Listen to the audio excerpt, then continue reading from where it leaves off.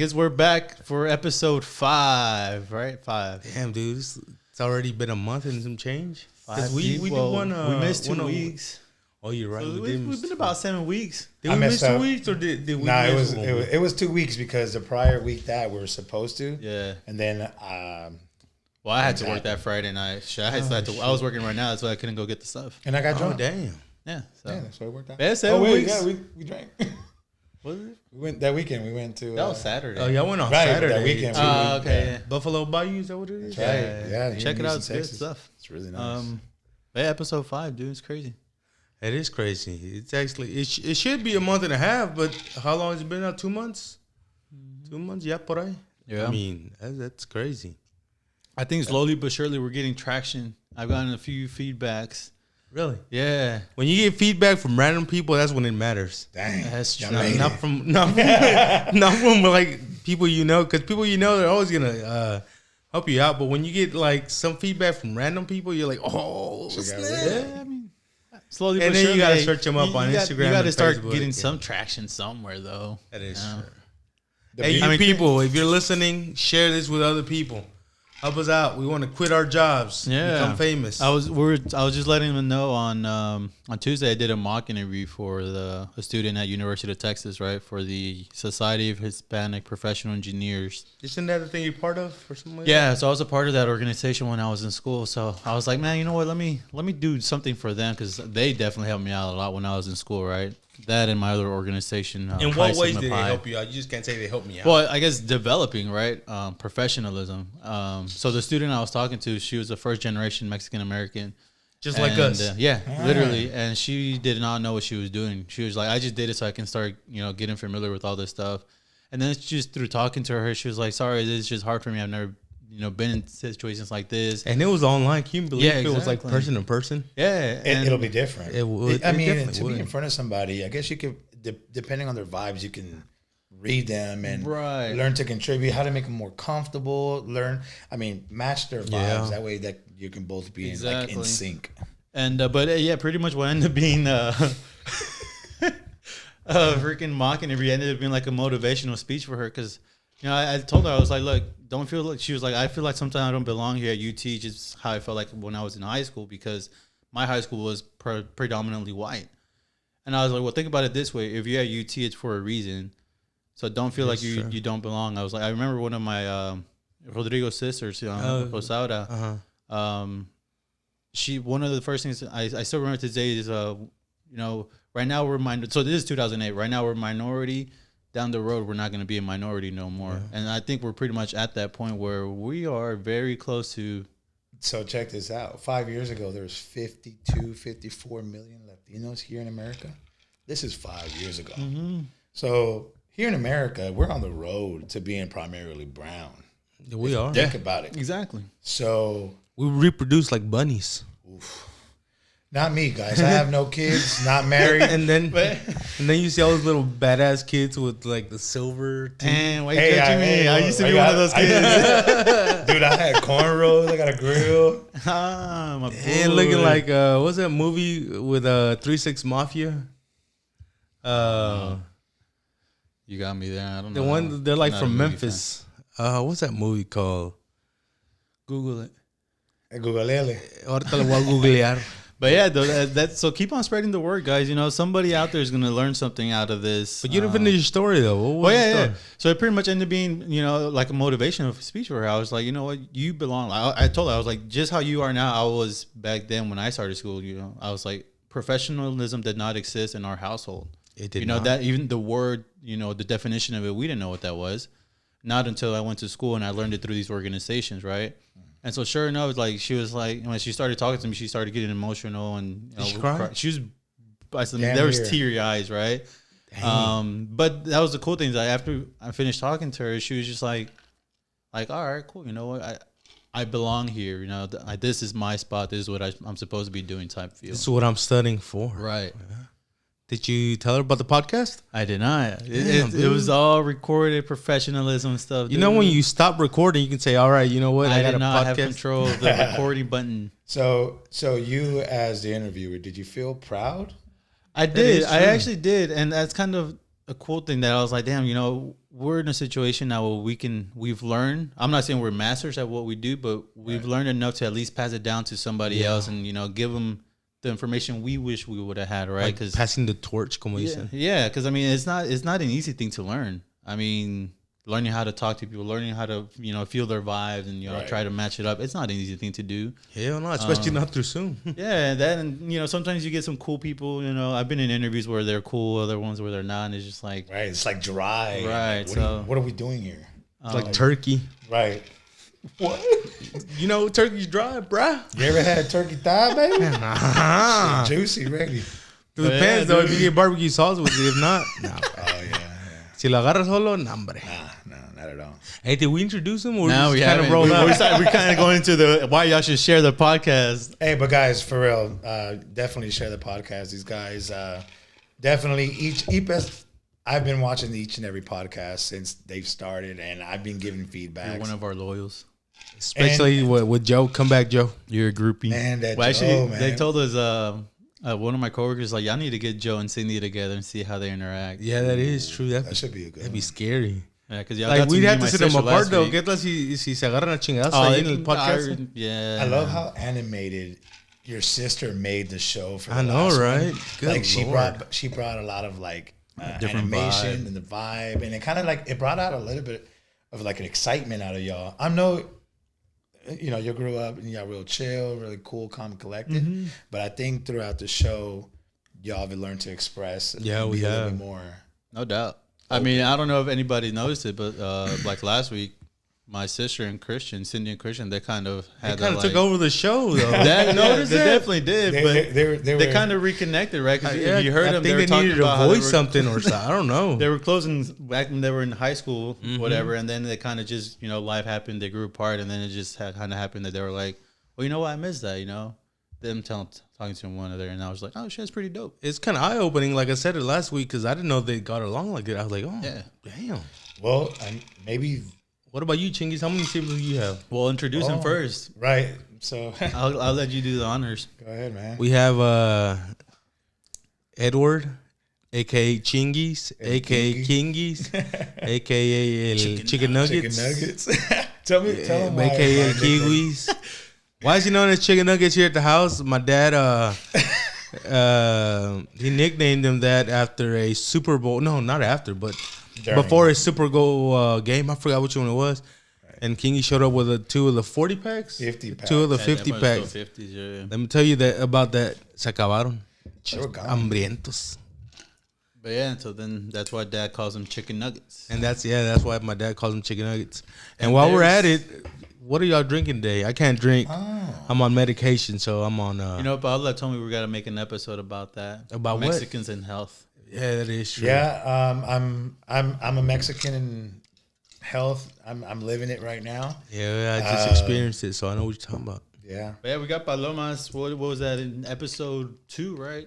Episode 2 is when we first had I them. think so.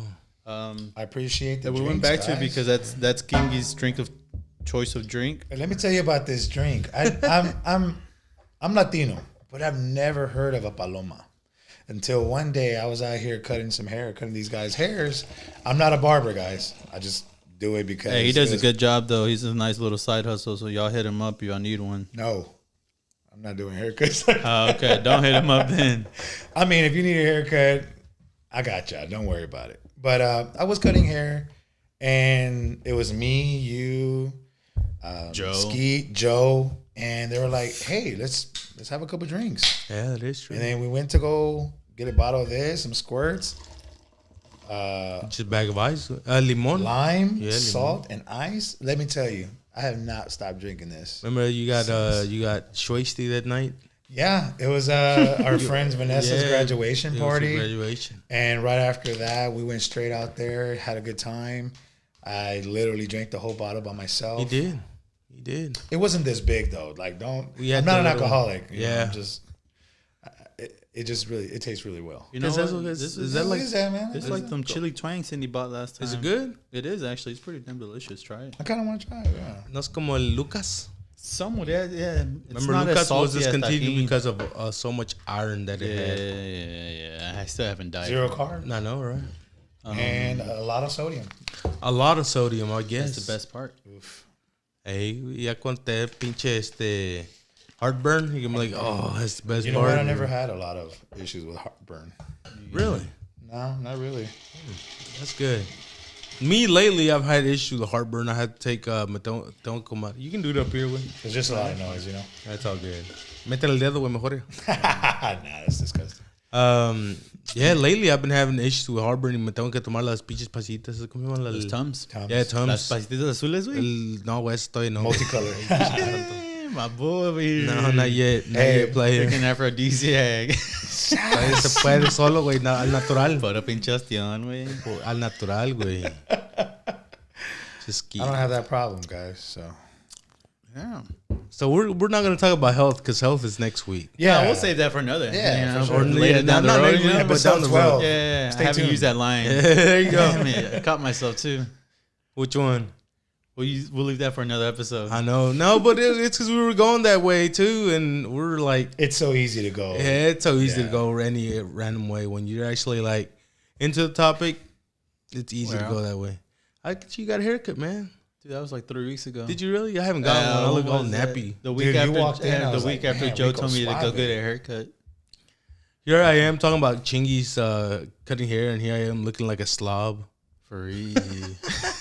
Nah, And it's- dude, you're tripping. Como hizo Alanis Morissette, isn't that ironic? You never heard that song? Isn't that ironic? Yeah, Don't you it's think? like rain. That's Whoa. like 2002. no? Karaoke. No, dude, it's like 90s. Ah, la verga. Dude, that's the reason why I was a little late today. I just clocked out of work. I work from home. Everybody, I guess, working remotely. Started cutting my hair, took a shower, and I'm not gonna show my Let me hair. see your lines. I was gonna say. All We're about to judge right here live. right, guys. We're One about the to. truth. Oof. If y'all like those lines, y'all make sure y'all. If y'all don't, Comment below. comment. Comment below if you. What's Instagram? Para que te busquen por Instagram, güey. Oh yeah, add me on Instagram, Snapchat, Instagram, Facebook. Is it all the same thing, güey? Yeah, it's all the Okay. same. It's Biggie Vino, BIGEVINO. we'll tag them. Yeah, tag Yeah, me. we'll tag them and then we'll add the name on the video para que te vean, güey. There you go. Así para que sepan quién eres. El chingui. I'm El Chingy Leon. And let me. So the reason why they call me Kingy, I grew up. How do you Yeah, we spell never it, knew but how do that, you man. spell it? Why is it? The way you Is it spell my name, Kingi or Kingy. Okay. Let So- me change it on my phone real quick. There you go. No, my family, my brother was learning English and Spanish at the same time, and my dad spoke a lot of English. My mom did not speak a lot of English. So when my mom would talk to my brother in Spanish and my dad would talk to my brother in English, I guess it was hard for him to like pick a word and a language and learn and say names. Well, I guess for me it was Kingy, which meant little kid. But he didn't just call me this. He called every other kid Kingy. Kingy, man. Kingy, come here. Are you sure it wasn't like Kitty? Like Kid E, maybe? And then you just To said be honest with Kingi? you, we and- didn't even really have pets, man. Like my mom hated No, not Kitty, but like Kiddie. kitty. I don't know. I don't know. Like some kitty It came shit. out as Kingy. And it stayed, huh? Yeah, man. It stayed up until like even now. I was gonna say that's what Yeah. we call you. It's funny, like growing up I grew up I was raised in Denver Harbor in the east ¿Dónde, side. güey? Denver Harbor. Oh, okay. DH. Denver Harbor is in the east side of Houston. Oh, okay. I was gonna say where's that? That's where my grandma lived majority of her life here in Houston. We lived with my grandma up until I was like, I want to say 4 or 5. Okay. And then we moved out to a neighborhood out in Lakewood, where old Lakewood Church was, basically Mesa and Tidwell. Shout out to my boys out in Lakewood. Is this pre? What's his name? What's that dude pastor's name? Also, no. No, he's been there since the beginning, dude. Dang, okay. Yeah. ¿Cómo se llama ese? Mr. Lock Your Doors when it's flooding. Yeah. I blanked out on his name. Yeah, I can't think of his name either. It'll come back to us, hopefully. Hey man, I don't go to church there. So Hey, I only go to the one that used to be the Summit. I don't know if y'all know what the Summit, yeah. Dude, I was raised Catholic, so Weren't we all? But you were saying though. Sorry, I interrupted there. no, yeah, Talking yeah. about the pastor over here. So that's where it's primarily. I lived there up until I was like 18 years old. So I was raised out over there in the northeast side of Houston, Mesa Tittle area. So that's a lot of Hispanics out there, no? It's primarily Denver Harbor was primarily a lot of Hispanics. Like it was weird for me because when I started going to elementary school and I started going to school at 5, that's the same year when we moved out to Lakewood. But I remember my first year in elementary school in Scroggins, named Scroggins Elementary, right next to Selena Park out there. Right. So when you say Hispanics, was that actually Hispanics or like immigrants? That is true. It's like correct. first generation Hispanics was like immigrant kids. Right. No, it was first generation Hispanics primarily because I think Denver Harbor, even now, man, is primarily still Hispanics. Okay. Yeah, that song is primarily Hispanic. Everybody Right. knows that song. But back in the day, it was like straight up like. So what I'm trying to get at, when I started going to school there, I thought that everybody who looked kind of like me knew Spanish. Yeah, that is true. Yeah, it's one of those assumptions Most of we my all family, make. right? My grandma spoke Spanish. My dad, my tios, my mom. So when I went up to these kids and I'm like, "Hey, cómo estás?" They looked at me weird and like, I don't speak Spanish. Looked exactly they look like down us. upon Yeah. you, dude. That's the craziest part. They looked at me up and down, and I was like, "Are you?" I asked them in No, Spanish, yeah. "¿Eres mexicano?" And they were like, "Yeah, but I don't speak Spanish." And they looked at me and judged me, Yeah. dude. There's a lot of parents that grew up with that notion that they don't want their kids knowing the language. Well, back in my days, I know there was that notion. I don't know back nowadays how it is if parents want their kids to learn the Spanish language, you know. But even at school, because I'm a teacher, you know, you get the Hispanic names and you try to speak to them in Spanish, and then they're like, "Oh, I don't know Spanish." You're like, Even now, right? "Yeah, It's dude," kind of because surprising. it's surprising because they have like real Hispanic names. Have but you they ever don't asked speak- them though? Like, are you first generation, second generation? No, because you know people are real sensitive nowadays. Well, yeah, I mean, but I'm not saying like, were you from here? No, I'm just saying, oh, were you born here? Type thing. Well, I guess that kind of Yeah, it's the same question. Because I mean, some parents do that, and their reason is, oh, well, I want to protect my kids from being judged, type thing, from being discriminated. You're gonna be judged regardless. right? Yeah, But so- I mean, for whatever reason, I mean, I don't know those parents' decision. That's true.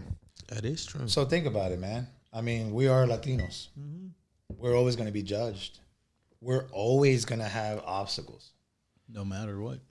It's just the way it is. And here in America, All right, Tupac. It's reality, and it's dude. just, real. No matter how, like, No, I'm just kidding. I work in a professional environment, right? And to be honest with you, there's always obstacles that we have to I feel like I have to prove myself more than John over there. Yeah, know what I sound mean? like Edward James Olmos in Salinas. It was like one Well, of those. funny thing is, Edward James Olmos, I'm named after him. My name is Edward James Trevino. oh, really? So I was named after Edward James Olmos. I didn't even know you had a middle name. Yeah, me either. James? You know what's funny? Especially though? James. Edward being a James. Mexican It's the kid whitest and- Mexican name yeah. ever. James. It's James. All right. No. It's one of those Jaime Trevino. As Colombians, Jaime or and they're gonna James? say it's James. James is No, I don't want to hear the white version. What does it say on your birth certificate? Edward James. I'll show you my ID. No, but is it saying, is it James? James. Oh, okay. That's James. As the Colombians, they'll tell you it's because of the soccer star. No, but that's kind of weird, man. Like you grew up Mexican, like real Mexican, and then your middle name was James. So I guess what it was, like, to be honest with you, my dad wanted to name his kids after famous artists. So my was little Sydney. brother, Oscar de la Hoya, Can you throw hands? No, I'm kidding. Probably man, can't. hey, dude, he's 15 years old, 5'10", 5'11", beast. Tu Reminds- sobrino, no? No, he's my brother. Oh, your brother? Yeah. Damn. Now, this is the family that my dad, after he divorced my mom when I was 5 or 6, he had a different family. Gotcha. That's pretty. So you get along with him though, right? Like you and him, like Me and my father? yours, I guess. No, your brother, no? Your Oh, brother. yeah. That's pretty dope. Shout out to my little Yeah, brother. that's pretty dope right you know, there. Oscar and Anthony. But I have actually. There's three of us, which is my older brother Esteban and my younger sister Erica. Y'all know. Well, your brother's the one that recently moved back, right? Correct. My brother was in Seattle, now here in Houston. But what's crazy is we just got a chance to get in, I guess, know my little brothers and sisters, the other siblings from different family. And it wasn't until like 5 years ago, they didn't even know who the hell I was. They knew my brother. They just didn't know me. So how did they know your brother, but not you? My brother kind of like, when we were younger, he kind of rebelled and he wanted to grow up and he wanted to. So he kind of like jumped around and, you know, he was confused and I guess not confused. He was just more like he wanted to do whatever. He wanted to do whatever. He had it hard, man. You know, as growing up in a strict household and, you know, that's growing up a Hispanic way, man. You grew up sorry, y'all. You grew up in a real strict household, man. It's just they're trying to. I don't know if that's the way of parents protecting you from the outside world, or if it's just like them being strict. You know, I think my opinion is just they're trying to prepare you for what's out there. I don't think it was prepared thing. Yeah, how did they prepare you by keeping you inside? Because my mom always told me, do your best, you know? But I grew up poor, you know? Like, we grew up to a point where, like, I started working when I was, like, 12, 13 years old. Like, I started working at a car wash, and I helped out, and I gave half my paycheck to my mom, which wasn't a lot. But it's still something. Right. Man, I learned how to wash clothes at 10 years old. I mean, I fucked up a lot. Like, I put bleach with the colors. You know what I mean? Like, you learn, man. But you learn, man. Yeah. So, in a way, they did prepare me. To give people a perspective, right? You mentioned your parents were divorced, and correct. You know, you help out your mom. So till this day, man. I mean, I guess at what age did they get divorced? Then right. So, to kind of give a growing up, it was very abusive. Well, I mean, you don't have to go into details. Right. Just like your age frame, right? Yeah, I was 5 years old, newly divorced with my mom, and it was just me, my mom, my brother, my little sister. It was hard too because you know, didn't have that income from my dad, you know. But my mom worked. She worked at UniFirst. I don't know. It's like one of those uniform companies. Oh, okay. UniFirst, something like that, out there by Mesa Road, and she was working there and. Yeah, that's when it started. She got sick when we were young, so that's when it got really hard, you know. So I was basically raised single mom, and technically, man, like my mom was always working. She was sick all the time, but she hustled, you know. She kept it going. Single mom, 3 kids, right? Right on, yeah. And primarily, I mean, me and my brother, and my sister, we kind of like had to grow up. Correct. Faster. I was gonna say, mature. Right. Oh, mature. Dude, I'm a fool. I'm a goofball. Y'all know me, right? Like I'm always making jokes and all.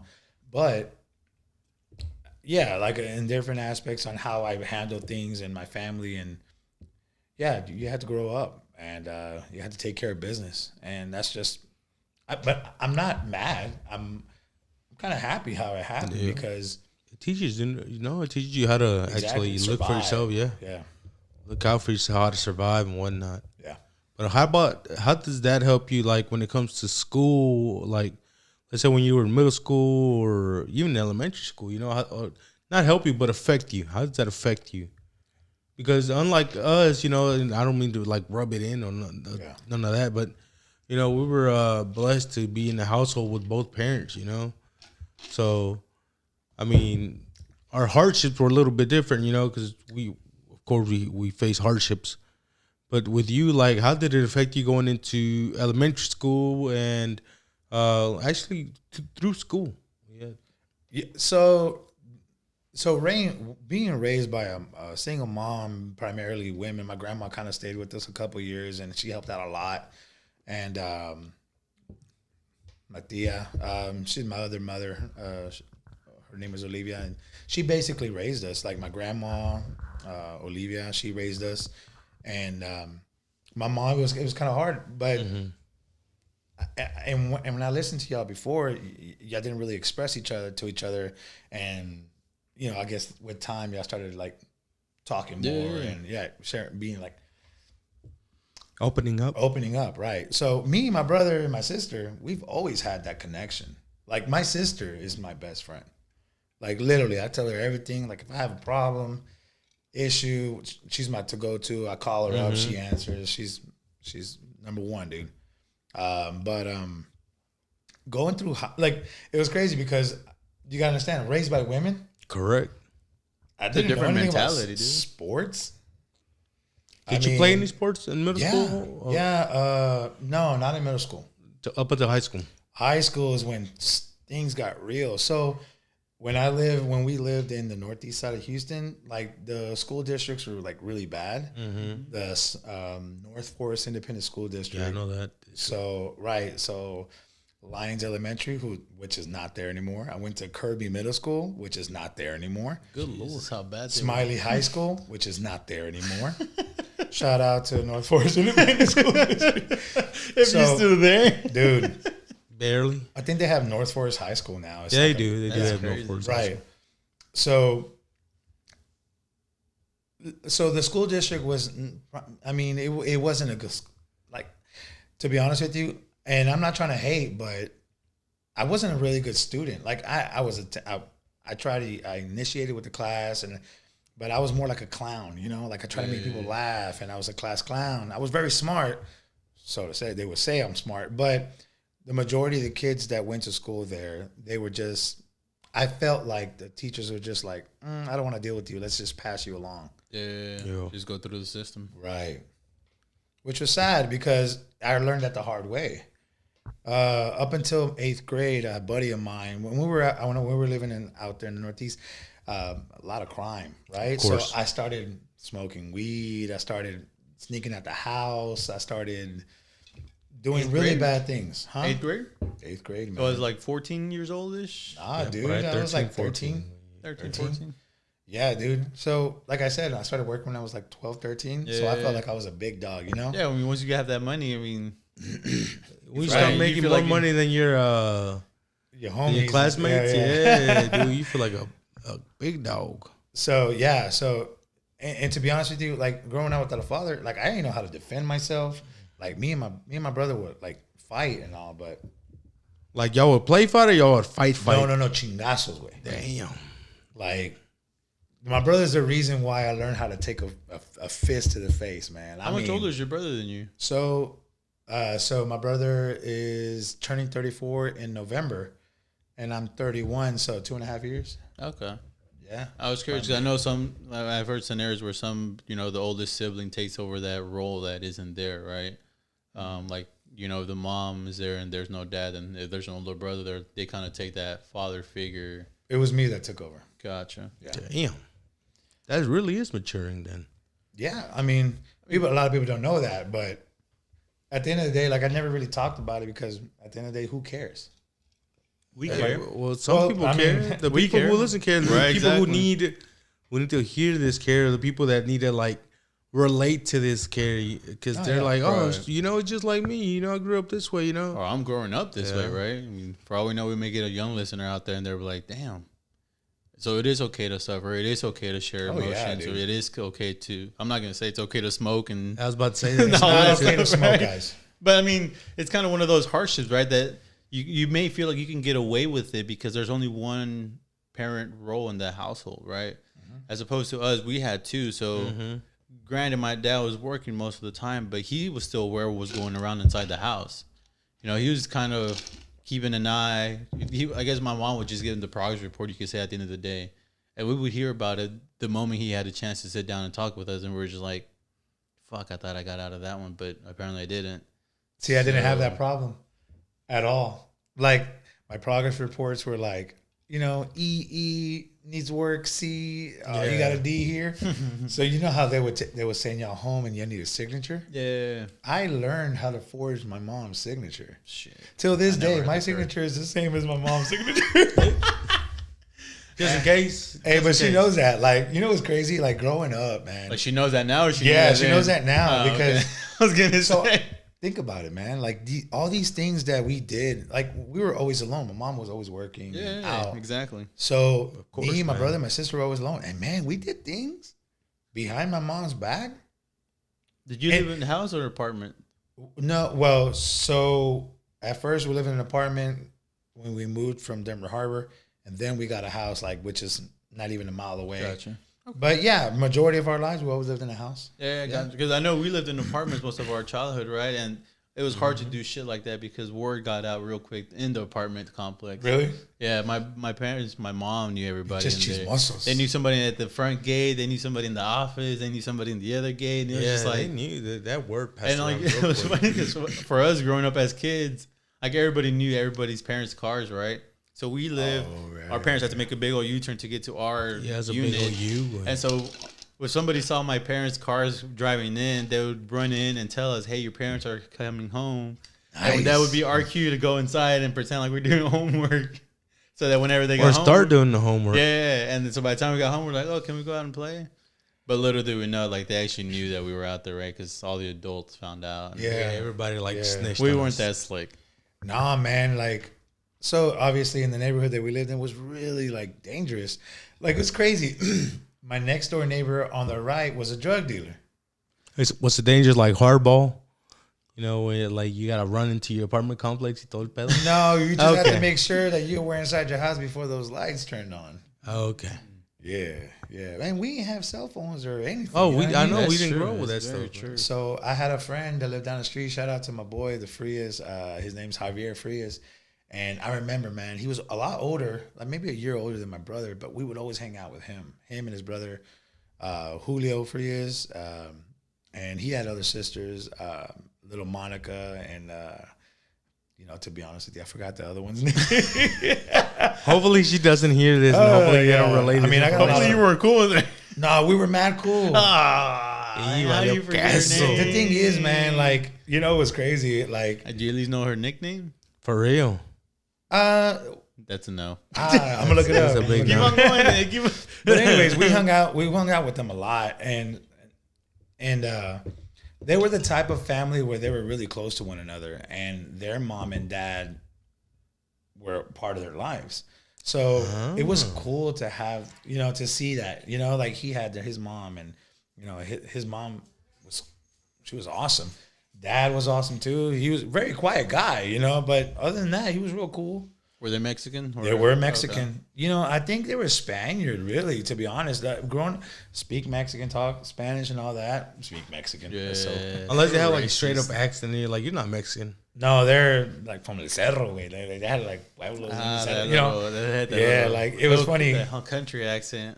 No, I don't know about country. Well, Like, country like Mexican country. there's different kind of yeah. Mexicans, right? Like, dun-dun-dun-dun. Los que nacen en la ciudad. Bueno, los que se creen en la ciudad y luego los que se creen en los cerros.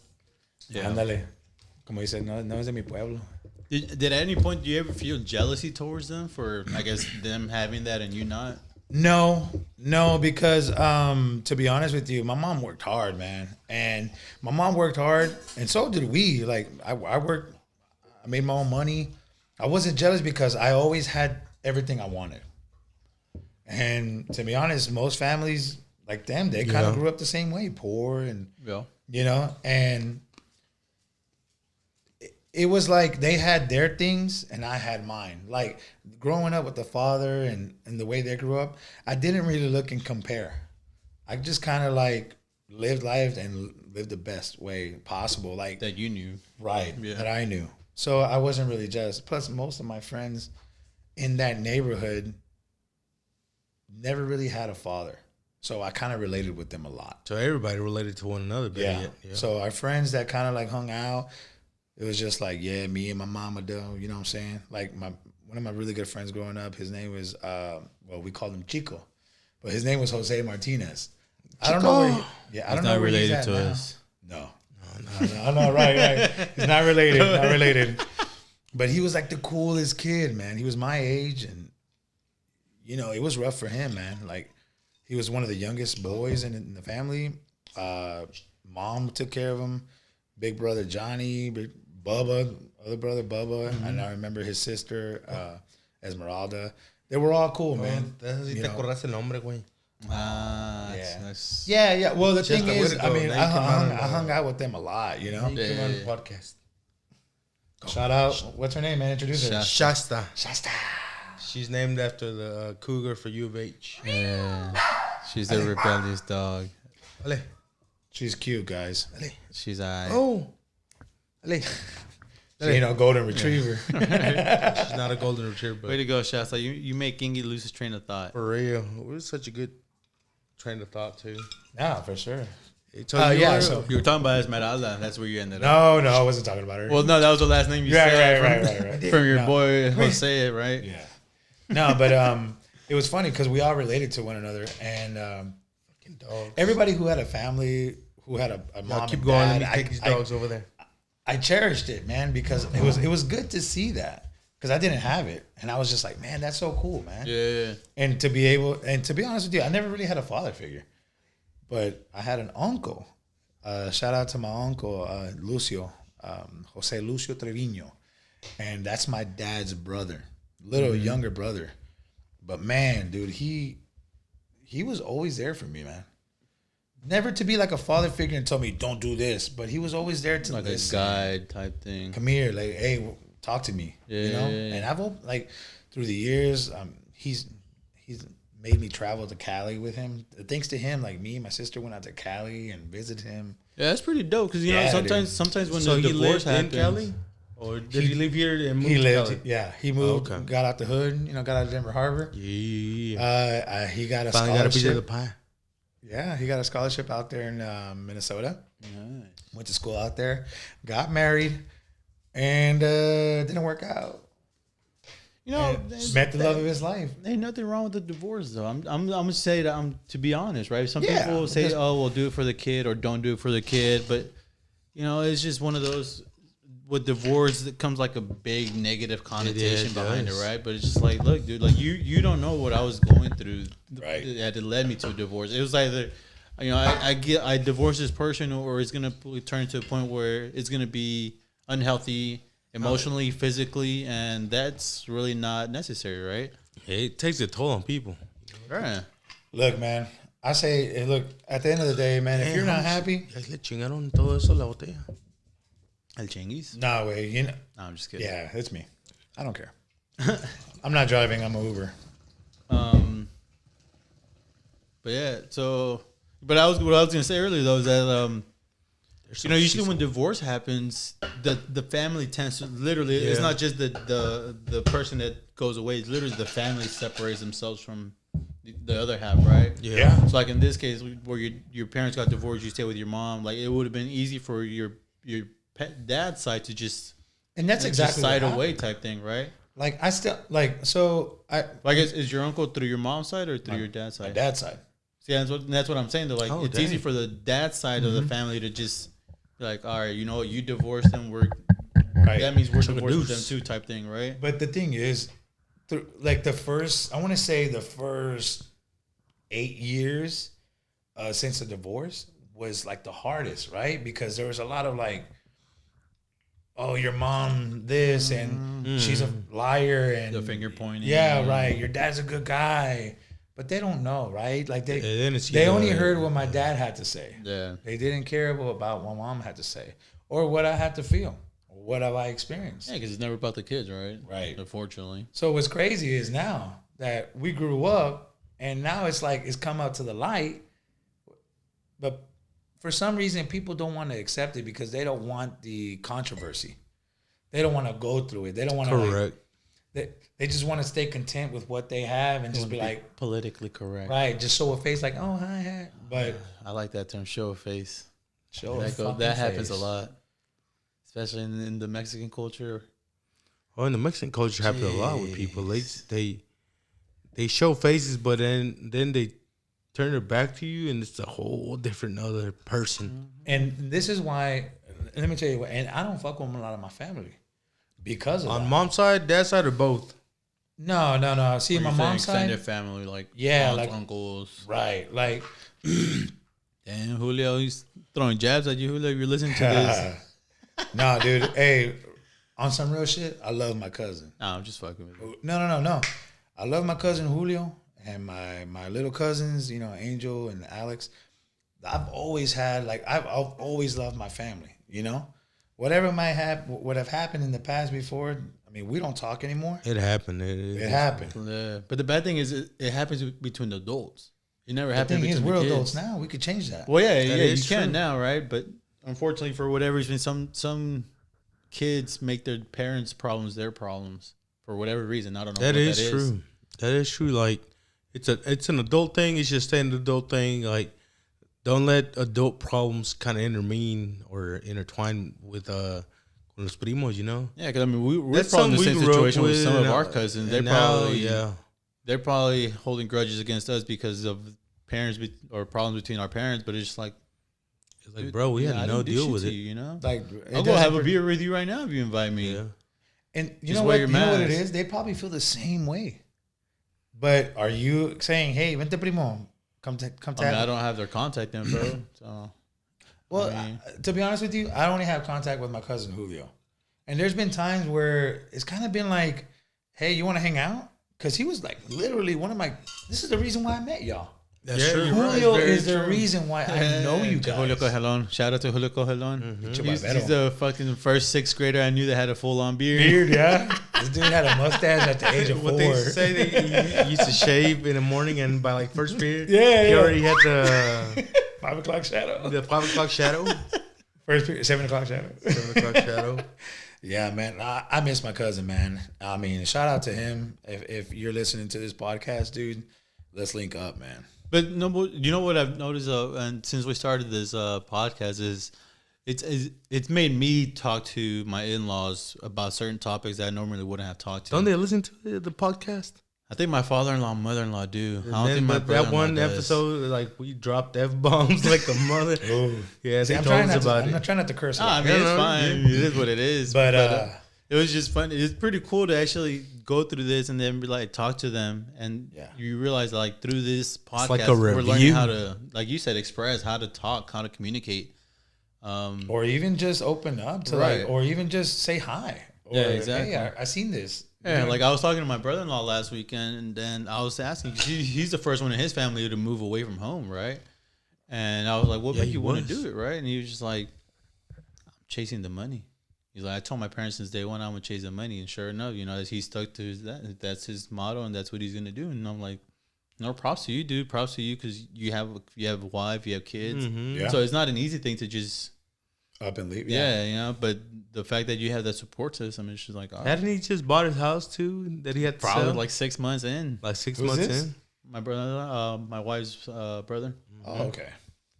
Yeah, that dude, man. I Well, remember when he got the congratulations, position. man, for your new house. I mean, No, well, he sold it. Yeah, he sold it. He sold it and moved out to the valley. oh, nice. So yeah, he's a year in already. But Oh, is it a year? Yeah, it's That's pretty awesome. cool though. That's what I was saying. Like, had it not been for this, I usually just talk sports with the dude.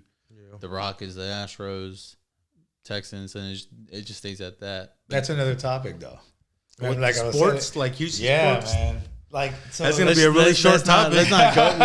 Let's not go. Oh, dude, we considering had a how, horrible week this how week. 9-10 2020 went. 2020 is just not our year. A man. day we will live in them. 2020 is nobody's year, bro. Jesus. Especially not Houston people. But This week. but we did get good weather yesterday. Amazing weather, guys. This, I mean, this morning was It's great funny too. how we're content with like 70-degree weather. 70. For We're, like we're an content hour. with like 80 80s. degree weather, dude. I know. I guess with so much heat that we've had, we're like, oh, that Yeah, feels so give me a good. break. So I hear in Texas, guys, I mean, when it's hot, it's not hot. just hot. It's hot, humid, wet, dry, Hot as balls. hotter than, yeah, basically. There you go. That's a good way to describe it. You never know. Like the podcast, the forecast here can say cloudy and then it'll rain for 7 hours. 10% chance of rain. Yeah. Downpours. Downpours all day. And then it'll get like super sticky. Yeah. You go outside, está todo húmedo. But I get it, man, right? Houston's what, 646 square miles. And it's right, Yeah. right close to And the, it's growing. And I actually to have, the Gulf of Mexico. I've been to I had to get my idea before now to start talking. Potbellies in the Galleria Mall has a picture of what used to be the Loop, which was 610. Yeah, dude, that's So huge. think about that. It's just how much it's grown. Think about how 99 is going to be the new like outer loop. Jesus Christ, and they're probably gonna Dude, add we another already one. have 2 loops. 99 is going to be Third. Yeah. Because 99 Third loop. goes all the way to the east side. If you think about it, 99 goes all the way to the east side too. Yep. Or is it Highway 90? No, No, it's 99. 99 99's right? going there too. No, wait. Yeah, 99. 99. Dude, that's crazy. Yeah. We're going to have a third loop. Can you imagine that? We have 610, Bell 8. Now we're going to have 99. Jeez. So, guys, we're talking about the loops. loops here in Houston. Yeah. So, just FYI, Houston has the best highways. We have the best built highways in America. Built as in, Yeah. what do you mean built? Yeah, like our instructions on how to move. Okay, it's not like San traffic. Antonio. San No. Antonio's just fucked up. Oh, dude, That's you have, fail. you have different highways going from the bottom. You ever so You got if Six y'all ever Flags been on to 35 out there in San Antonio. Austin- have you ever been to Austin? Like when you're going towards Austin, I think it's 35. Yeah. You can drive low or you could drive high. Is that 35? Is it 35? I thought You it went was- to no, I school thought it there. was You like- know this. Yeah. I went to school in Austin, not in San that what we're Antonio. talking That's what about? I'm talking about. Austin. You said Austin. Going Oh towards yeah, the- you're right. You're Right, right. so Right. you- Right. Off When the you get freeway. into like Yeah. university, you know, por ahí, like Yeah. Yeah. Yeah, and it was so confusing the first time. The first time I ever went to Austin is to come see him for graduation. And that's when I've known him before. Like we had a little get together, and that's how I met everybody. Was Yeah. here at this Yeah. house, and they invited me to a house here. We had a little Halloween party, and that's when I met. It's pre-COVID, way pre-COVID. Boy. way pre-COVID. That's when we were young. So FYI, I've known these guys for I want to say over 8 years. This is way before facial hair. Yeah. I had the chin strap. Going back though, it's like, you know, if you ever felt like reaching out to your cousin or family, right? Why not? You were asking me why would you do it? I'm like, to be honest, I don't have their contact info, That's the thing. Like I've tried in the past. but they're just kind of Right. So Dry I feel like it's one sided. Like here I am, and to be honest with you, I'm all about having family, man, because that's one thing that I've always wanted. You know, I wanted to be united with my cousins, and kind of how it was back in the day. Because back in the day, man, we were always together. We always had like a carne asada, Family gathering. every yeah. Sunday una type carne thing. asada, right? Saturday, wait. Porque, And the you know, they best got thing drunk. about it, That's true. that like Or one Friday. day we could be watching football, and the next Sunday we'll be watching a soccer game. Yeah. That's what it was to be living Mexican American with a family like that. You know, most families don't even have uncles and cousins that live too close because, you know, that's the beautiful thing that we had. Like we Or had that even go hang out with one another. right. So all they knew is what their siblings and I guess whatever neighbor was around. Yeah. Whoever they became cool with practically. Right. I guess as freaking Mexicans, it's hard to trust people. It is. Yeah. You know, it's just one of dude. those things. Like if I don't literally know you by blood, Hell, it's even hard to trust your own kids. Imagine trusting other people. Wait. What do you mean? Why? Why do you say that? Cause like Hispanic parents don't even trust you like going to go to the grocery store and buy something. Yeah, you gotta Man. So imagine like trusting other random people, some rando. Yeah, dude. Like, so let me tell you something. There's a reason why I've been single for a minute. And it's because I'm 31 years old, dude. I'm not trying to play games. That is true. You get So- to that one point, you're like, man, Yeah, dude. I'm literally. That's how I look at 31 years Woodscott. old. 31, single, not trying to play games. Does that have to do a little bit with the fact that you were raised by a mom? No, not That at all, is dude. true. By a 'Cause- single mom, right? Better yet. I don't think so. But to be honest with you, man, I'm at a point in my life where if I'm going to meet a woman, I want her to be able to take care of herself. I mean, if I'm 22 years old and Fucking around. yeah, fucking around, then that's different, you know. But I'm at a point in my life where I got a career, dude. My job is, I mean, I give 100% to it's gonna be more important than just dating. right. And in the past, I've dated women who are younger than me, and they're all like, "How come you don't call me? How come you don't text me?" And there's nothing wrong with that. It's just that I don't have The time. that time It's or just the time. or the to be honest with Energy. you, right? And if I don't see, and I'm not, I mean, to the women that I've dated in the past, there's a reason why I dated them, right? Because obviously they're beautiful women, great personality. It just didn't work out for some reason, right? But now I'm at a point where, No te pusieron lonche, ¿verdad, güey? dude, I have I've seen those yet- loncheras. There's only one girl. Shout out to this girl, man. Her name is you are. yeah. You know, I'm not even gonna say no names, but she cooked some lasagna for me, dude. No, but te puso lonche, güey. No. Nah, there you go. Yeah, drop her. Maybe that's why. Yeah, I say it. These are my boys. Maybe Just that's looking out, why. man. I'm kidding. I'm kidding. It's funny, right? Because my wife's like, "You pack your own lunch." I'm like, "All right, cool. I ain't gonna fight it." Do you prep it the night before It's though? meal or? prepped already. It's just, Yeah, pues así que no. I love meal prepping, man. It actually But is you know, pretty comfortable. it's crazy though, because you know my I guess I'll say my mom. She was always like, she would always tell us, whenever you get married, you find a wife that's gonna cook for you, clean for you, yada Mexican yada way. yada, right? Good luck. Right, exactly. But then went to college, lived on my own, and she was like, well, you have to figure out how to cook, how to clean, how to wash. Ah, huevo. And then I come back and she was like, well, now you got to find a wife that knows how to cook, clean, and wash. And I was like, wait, Pick something. yeah. Which one? Like, which one do you want? Yeah. Look, man, you can't help who you fall in love with, right? I mean, That is true. At the end of the day, bro, you're gonna take her for what she is and what it is, man. If she don't cook, she don't cook. You know what I've noticed though, and it sounds ironic, but and not to sound disgusting in any way, but you kind of marry, or you end up marrying or falling in love with a person that resembles your mom. Correct me if I'm wrong. to be honest with you,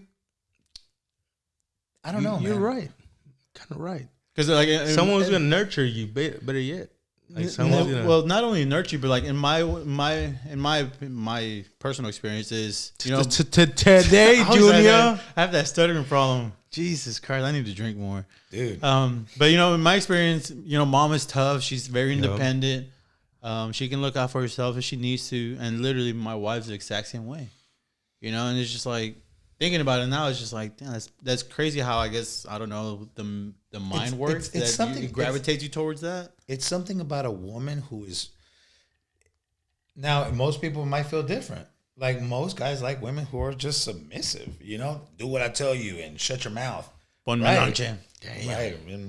And Chismo. Y'all put some comments out there. Let us know what y'all Dude. think. No joke, 'cause this is Especially a serious topic. women. Yeah. So at the end of the women day- are at that stage where like, I ain't All this begging you equality shit. stuff right. So ruined it. Por eso no ponen lonche, güey. right, but eso no ponen lonche. But most guys nowadays, I mean, I'm the type of guy who likes a woman who is smart, opinionated, who can actually have a conversation with. Yeah. Yeah. Like, it's not just like, you think I'm pretty? I'm like, yeah, bitch, that's why I'm with you. Like, I mean, It's true. come on now. Like, at the end of the day, a man now in this day in society who is single, even because of social media and all that's going on right now, I mean, dating apps, like, who are you going to meet right now? You're not going to go out to the museum and meet a girl and then That fall in love with her. OnlyFans way. But you know, it's crazy how being, I guess, in a single parent household versus a both parent household, it influences in more ways than you think. Definitely. You know, as a kid, you don't think about it. As you grow older, you kind of start noticing these things, right? One of those things you were mentioning earlier is expressing yourself, expressing your feelings, right? You know, you probably your household, your mom encouraged that, right? Not really. So So let me tell you, I think. damn, now I'm wrong. What the fuck? No, you're not wrong at all. I think you just Now you different look like a perspectives fool. on how you would look at it. But my mom was not an affectionate woman. Maybe to be like, so that y'all didn't get soft. Maybe since she knew that I think y'all it was were. like she had to play both roles. You gotta understand, Yeah. like Yeah. she had to be a mother, but she also had to be my father. Mm-hmm. You know, so there was times where I would cry and I didn't understand why things were happening, but she'll be like, You're a man. hey, get it together. And I'll be like, what's going on? But part of me was like, okay. But there's been, like, I'm not going to lie, dude. Like, I've always had, like, the outside nurturing. Like, my tias would be like, ay, mi hijo. And to be honest with you, my grandma was the worst, bro.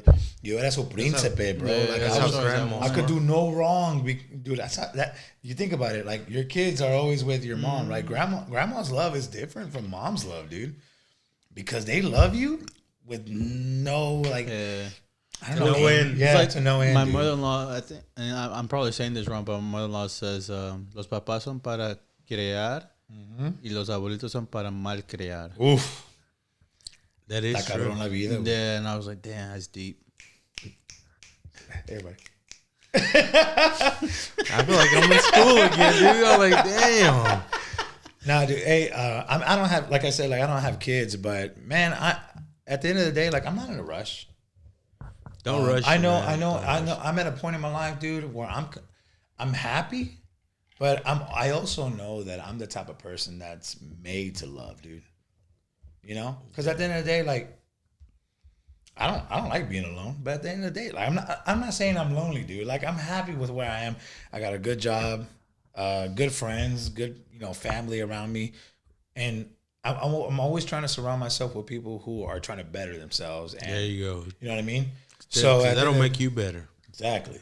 And to be honest with you, I've learned so much about all my friends through the years, which allowed me to express myself more with them. Like to my boy, one of my greatest friends, his name is Jose, lives down the street from here. Jose. Ah, You know, I mean, through the years, I've learned like his family are so united and they're proud, and they don't let nobody fall, dude. Like if you're having an issue, they're like, hey, come here. We're going to lift you up. And Jose is a perfect example of that. Like even with his friends, like if he sees that there's a problem, he's the type of guy that will talk to you. yeah. Hey man, what's up? Like what's going on? You good or what? It was crazy though. It's like he's one of those. He's very strong. He has a strong personality. Yeah. But if he sees you struggling, like you were just saying, if he sees Right. you struggling, he's gonna open up to you, type thing. He's gonna figure out how to boost you up, right? Or if he's drunk. Yeah. When he's drunk, dude, he's fun. Man. But that kind of shows you how what type of friendships we have, right? In our small circle, we all have our own personalities, but yet some way somehow we know we have somebody we can count on, right? So Sure. I'm pretty sure we know we can count on each other. right. There's been times where I've talked to you and you've given me some insight about things. And there's been times that I've talked to Santiago Chago, a.k.a. El Cogelon, El Walrus Dick. You know what I'm saying?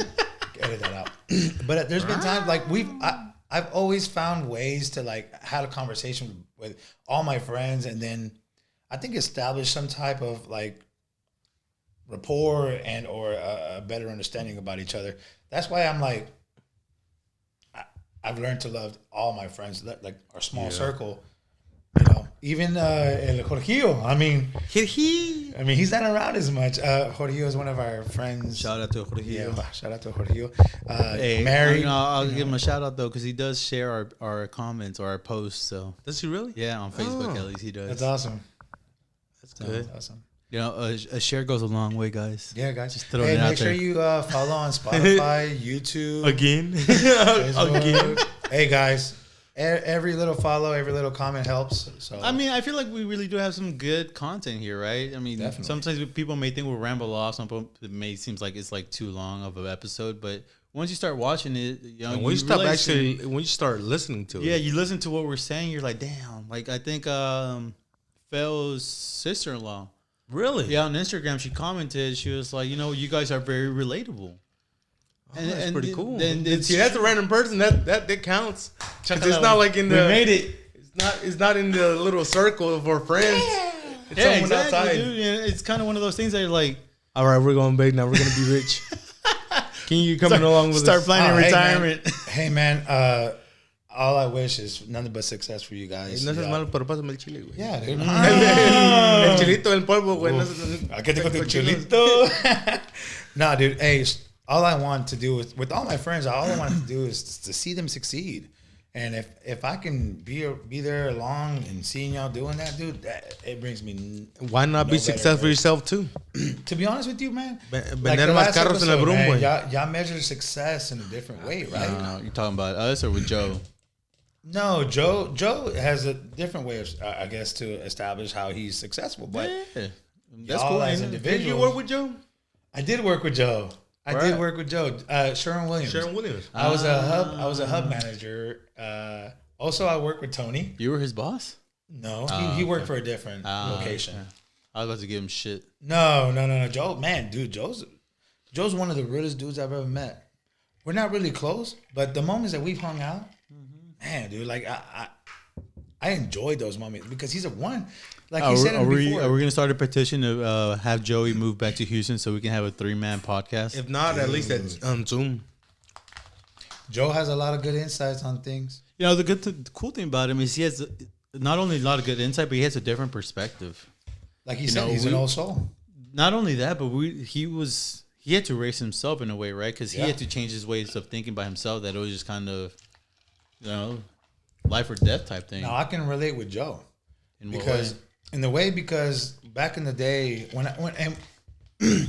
back in the day a lot, like I said, living in that neighborhood out there in Lakewood, and I loved it, dude. I'm not saying I regret It living raised there. you. Right. It made me who I am. I'm a tough dude. Yeah. You know. But at the end of the day, I was raised by women, and everybody kind of knew that. But my boys that actually were there for me were always looking out for me. Like, I mean, I used to get jumped all the time, and I used to get bullied a lot. So the people around me, they knew where I was, and they were cool with my brother because he was older. Yeah. So my brother's older friends kind of looked out for me, and I'm grateful for that. You know. So at the end of the day, like, it was because of those tough times and the situations that I was in, it made me like I said, I had to hustle. Yeah. There was things that I did that I wasn't really happy about, but there's things that I had to do to make money to help my mom survive. Right. Right. So, I wasn't never into like big issues with like drugs or anything like that, but there was times where I had to like, do what I had to do to make some money. Right. But to be honest with you guys, I was always honest about how I lived life. Like, my mom was already going through so much as a kid, so I never wanted my mom to worry. Yeah. I never wanted her to put her in a situation where I was gonna make it worse. worse. Yeah. And to be honest with you, man, not only was she sick, she was epileptic. She had seizures. What is epileptic? Seizures. Epileptic. Epileptic. Epilepsy way. Epilepsy. Well, Right. She was I'm asking. epileptic. There was epilepsy. I Right? really don't know. That's what I'm asking. So back in the day, my mom had seizures every 7 seconds for 1 second, to a point where it was like a ticking time. Like tick. No, not even. It wasn't even noticeable. But there's been times where se le fue la onda. Yeah. Se le fue la onda means like where she wasn't really She wasn't fully there. fully there. Yeah. And it was bad because, like all the stress and, Right. right. And we were young. Like, I was rebellious. And like before, I smoked weed. And, it was just one of those things where I did what I have to do to cope, and I did what I have to do to take care of my family and to do my part in it. But it is what it is, dude. I mean, at the end of the day, I'm proud of what I've been doing in life. I mean, I got a degree. I got a career. Yeah. My mom, I mean, she did whatever she could to make the best of it. You know what I mean? Let me tell you something, bro. I've always been a big dude. Hey, nothing wrong with it. Food ain't never been like, there was always food at the table. I'll tell you that. That's the cool thing about Mexican culture is they find ways to make food last. Oh yeah. You have the frijoles, you have the tortillas, you have the quesadillas, you have arroz. Papas. You literally have everything that they'll. You have chiles, tomates, you have Whip up onions. something, bro, and it's always so good. You Yeah. probably didn't even know you didn't have no. food. And it's pretty crazy because we were at my in-laws last weekend, and Los Maruchanes. my father. Shout out to my father. He finally grilled by himself, and I was just like, oh my boy. Congratulations. And he made his chicken and his little ribs, and then I had to come tear it up with some quesadillas, and sure enough, all the quesadillas went away, and I was like, something so simple You goes a make long way. some bomb ass quesadillas. We made them when we were drunk. Yeah. Right. I remember one day we were all just drinking, and this guy just started whipping up some quesadillas. Let me tell you something, guys.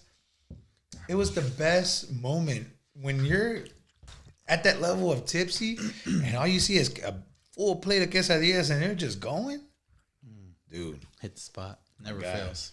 When you drank enough, and you get hungry, when they give you quesadillas, it's the best That's thing. true. Ever. Yeah. It's the best thing ever. I suggest y'all try it one of these days. Get drunk on purpose and have quesadillas ready. Dude, so one thing with these guys, I remember one time we had a little get together, and I've never experienced what's called a discada. Shout out to Tony. Shout out to my boy. Tony goes hard on that Dude, one. I'll give let him. me tell you something. I never knew what a discada was up until I met these guys.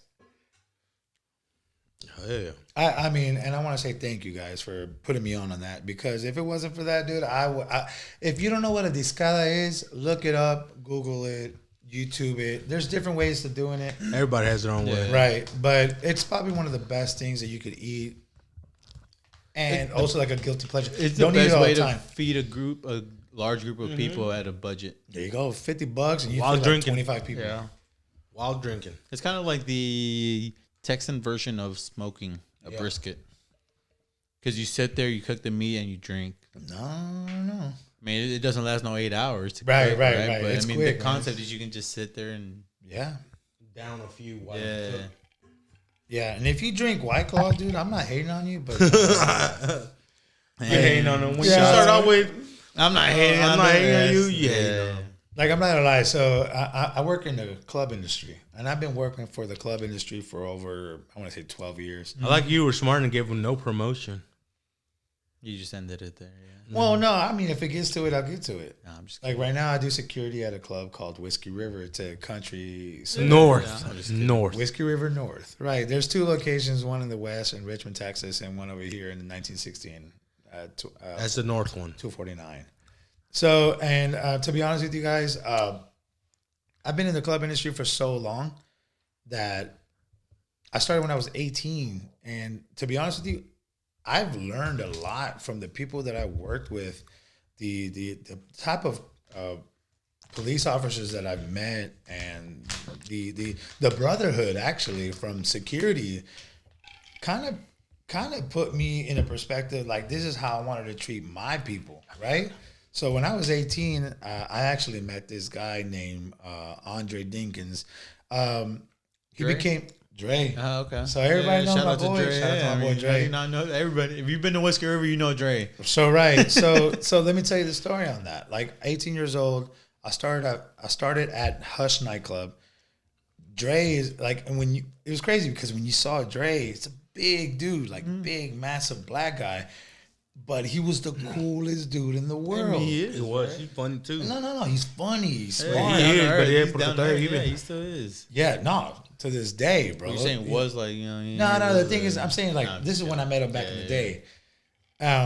Shout out to him. His birthday is this month, in September. I will be going. So taking off work. Anyways, but at the end of the day, it's because of him. He put me on so much, and I consider him a brother. And you know, we're older now, right? I mean, I'm 31. You're 30, right? Yeah. You're 32. Right. So we're at a point in our lives. We're all living our own lives, dude. No doubt. And Everybody's gone their own direction. correct. So even till this day, I consider him a brother of mine, and I will always consider him a brother. But it's because of him that I am I'm as social as a demeanor, how I speak and how I establish myself in front of professionals. One, Yeah. two, a group of people, and it's because of that, and because of him, I am who I am. You know, like because of him, I learned how to control situations. You know, build a rapport with different people who I've never even met. If you would have knew me back in the day when I was 18 years old, I was really quiet. I was to a point. I was the guy where I didn't even talk to you if I didn't know you. That makes two of us right there. Right, because of him, he put me on. Yeah. Right. You know, that's the cool thing is that they always say the person you least expect to help you is always going to be there, right? You would have thought it would have came from somebody in the professional industry, boat or freaking tie and slacks and coat type thing, but you know, the person you least expect is literally the one that teaches you the most. Yeah. I mean, there's people out there that some people look down upon, frown upon because of whatever they do, but in reality, some of these people have a lot more knowledge than we think. You know, our parents, perfect example. Yeah, they just knew hard work, right? That whenever they came here, it was just hard work and survive. But yet, they stuck to their values of, you know, treat people with respect, be humble, and that'll get you a long way. For sure. And sure enough, you can apply that no matter where you go. You can be the lowest of the lowest, the highest of the highest. I still have respect. Right. And For you, people, you stay no respect, matter you stay what humble, you level treat they them all are the at. same. And, you know, it's just, other than people would not have, if we weren't our kids, we probably wouldn't, or their kids, we wouldn't have been like, damn, you're right. Yeah. We would have been like, nah, you're nobody. You know, why should I listen to you? And you know, growing up, dude, there's always people that try to give you like their insight, their opinion, and their I guess try to, you know, give you advice. It's I'm the kind of person that acknowledges a lot of things, right? Like, so if somebody comes up to me and they tell me about their lives and how they went about it, it's up to me as an individual to acknowledge it and be like, Correct. I got you.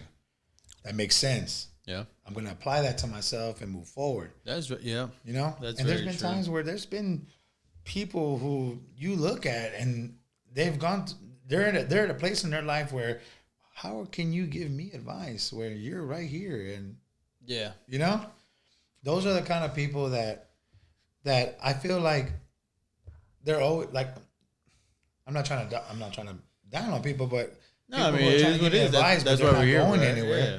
But that's why I say I always surround myself with people who want to move forward, who want to better themselves. You know? So is this a value you learned from your mom, like seeing her bust her behind and like you saw her model, you're like, you know what? I'm gonna work hard too, and I'm gonna make sure Definitely, man. that I don't struggle. And like I said, I hate using the word struggle. I wish there was a better one There's not. but- I mean, it is what it is. because your mom, like, she busted her behind to give y'all the best life that she could give y'all. ¿Entiendes? Yeah. So maybe that's where you model it from. You're like, you know what? I'm gonna do the same thing just so that I don't suffer. You know, so that, and that's why you even got your degree. You know, so that you don't work as hard. That's true. That's true. Because let me tell you something. All I knew was manual labor, and all That's I knew all was we to knew. work Yeah, that's hard. all we knew too. Right. So when my mom, like, it got a point in my life where we were living at back in Lakewood, where a lot of my friends were going to jail and killed. You know, a buddy of mine. That's just your surroundings. Yeah, dude. He passed away, and it was one of the hardest things that I've ever experienced. I mean, being so young and a really good friend of yours, you know, passed away. And How old were you? I was like 12. Jesus Christ. And I he was a didn't really even good friend, like my brother's a really good friend. So, you know, we kind of hung out. We played. May I know what he passed away from? Yeah, dude. Yeah, they shot him. And, he got shot and beat up, and you know. I guess was he into that He world? wasn't, man. The lifestyle? He wasn't in that lifestyle. He wasn't that kind of kid, man. He's wrong But place, wrong he time. wasn't no bitch. Okay. So it got to a point where, you know, he tried to be a man and try to prove himself, and you know, it happened, you know. Yeah. Damn. So I mean, growing up, I'm seeing that. I mean, it's Oh, kinda so one you of- saw it, or No, did you? experience. Like it. experiencing Yeah, that yeah. moment, Seeing yeah. how how it happened, I got scared. And growing up in that kind of environment, dude, like I was already at a point where I was doing things where I weren't supposed to, you know? At the end of the day, when that happened, my mom saw something. I was like, you know what? She was like, you know what? No, we got to get you out of here. Yeah. And what's crazy is my friends from the hood acknowledged that I was not going to be around anymore. I wasn't going to go into the same school district or anything like that. It was because of the movement. I went to Jersey Village right here on 290 Yeah. and Beltway 8. Right, yeah. That's when my life changed, seriously. Changed because of what though? Because the academics, to be honest. That's true. Like They're I very said, I learned the competitive. hard way because remember, like in the district, they were just passing kids by. I wasn't really learning. Yeah. You know, like it didn't really matter if you were applying yourself. It was just like, oh, okay, You shut up. Pass. bye, pass. So when I went to 9th grade at Jersey Village High School here in Houston, Texas, out there, 290 and 290 Beltway. Beltway. You'll see him off the Beltway. Right. West of the Beltway going north. right. So that's when my life changed. Football, track. Yeah. You know, And correct me if I'm wrong, but this is a very American school, right? I'm very American. Was very, because I think the still demographics is. changed on it. The Falcons, JV baby. I don't think so, dude. If you have to, you got to remember, Jersey Village is its own little city. That's true. That Jersey is Village true. has its So own. I don't think the demographics have changed much. Mm-hmm. It's kind of one of like Katy. They control their zones. Right, They Katy gerrymandered. High School, right? right. So Katy High School, don't hate me, please. Jersey Village is part of Cypher District. But Jersey Village is its own little town. You're right, yeah. So I was blessed to go to that school. all 4 years, and I did it all, man. I started boxing when I was 12, 13 years old. I used to be a boxer. I did that for many, many years. I also did a lot of. I played football. I run track. I did discus, shot put. Big boy sports. Yeah. So it was because of Jersey Village that actually changed me. I was really hood. Like when I say hood, I wasn't really ghetto, you know. But I had that demeanor. Like I grew up tough, you know. And I ain't letting nobody punk me. The moment you looked at me weird, that's when we had a problem. Earlier you say you got bullied around though. That's As a kid, no? That's what happened. That's why I joined boxing. Okay. So shout out to Ultimate Warriors Boxing Club out there on Mesa. Right. So anybody who ever knows that area on Mesa Road, right there, Ultimate Warriors, that's where I started. Random question: have you ever been in a fight? I've never been in a fight. Dude, I've been in I'm gonna throw it out so there. many fights. I've never been in a physical fight. Just saying. I've never lost a fight. Literally never lost a What's fight. your record? That, I'm well, 0-0. I've never been in one. let me tell you something, dude. Like, Why somebody just come find you, just play all over you? no, you. I'm gonna give him his first L. Hey, you know what? Look, man. There's. So think about this, man. If somebody wants to fight me, I don't mind it. Let's fight. I'm not tripping. But just leave it there. Yeah, I got boxing gloves in my car all the time because there's been times in the past where people have tried me, and I'm trained to fight. You know, there's been times where people have tried me. Yeah. You're a lean, mean killing machine. No, I don't kill. Oh, okay. I just cuff them. I don't love. You know what I'm saying? But at the end of the day, Boy. You only kill dreams. okay. Oh. Y corazones. No, but at the end of the day, there's been times where in the past where I've learned that I had to learn how to defend myself, and that's why I joined boxing. Yeah. Because I was being bullied, and because of my brother, he tried to toughen me up. And this is the reason why me and my brother always. Even to this day, or No. Yeah, now y'all I like. think as you grew get up older, you kind of Think like, about it. you were cool. Even if it got to a point, man, my brother's what? Maybe your brother's like, you know what? I beat him up already so long, man. I'm done. Like, he can have a normal life now. Nah. But hey, shout out to my brother, man. But no, he we used to fight back in the day. Yeah. But things changed up until I was like 14, 15. That's when People start I thinking started differently. getting bigger. I started getting growing. stronger. Oh shit! Never mind then. I You thought know? it was like a way of thinking or something. Well, he learned the hard. I mean, Maybe he's- your brother was like, "Damn, you know what? Well, your brother is relatively forget- short, right? Not to hate on. Yeah, him. he's short. He's like 5. I mean, 5'9". for lack of explanation, is kind of Julio, right? Julio never grew tall. He just grew the beard. That's true. Yeah. I just said Árabe, Julio. But Oh. so I guess going from that hood mentality to this all white school, Correct. how did you, I guess, flip the switch? Adapt to The it. thing is, man, it took a while. It really did because I've always wanted to join sports. It's just like I said, that the school district wasn't Yeah, I mean, Yeah, they it wasn't. They were just We there all to get the know. funds. right, and I've always loved like being active and being athletic, and I've always been athletic. I could run, jump, all that. So when I went to JV, I started going to Getting active, right doing football, extra stuff. track, Yeah. this, all that, and I loved it, dude. I loved it so much, man. It was amazing. It got to a point where I was just like, I was really popular, And shout out to anybody who old class of 07 out in JV. But everybody kind of knew me. I was that kind of guy that everybody knew. Pinches Size Springs Panthers way. Easy. Class of 08 cut. Mine is 06. Oh yeah, you graduated in 06, man. Yeah. But yeah, keep everybody on. has like when you were a senior, right? Like I think everybody can relate. Anybody senior year, they had like their theme, right? Yeah. So what did you shout out? Like, is there like a 06? Did you put up both zeros? forgot. Like, is it 06? Because it was What right? sucked was that, your skip we day. suck. The skip day is supposed to be like 06, 06, 06. But that is, that was like, you're already in summer. So they're like, what the, like, how do you skip? I can't judge. dude. Like, 888. I mean, Yeah.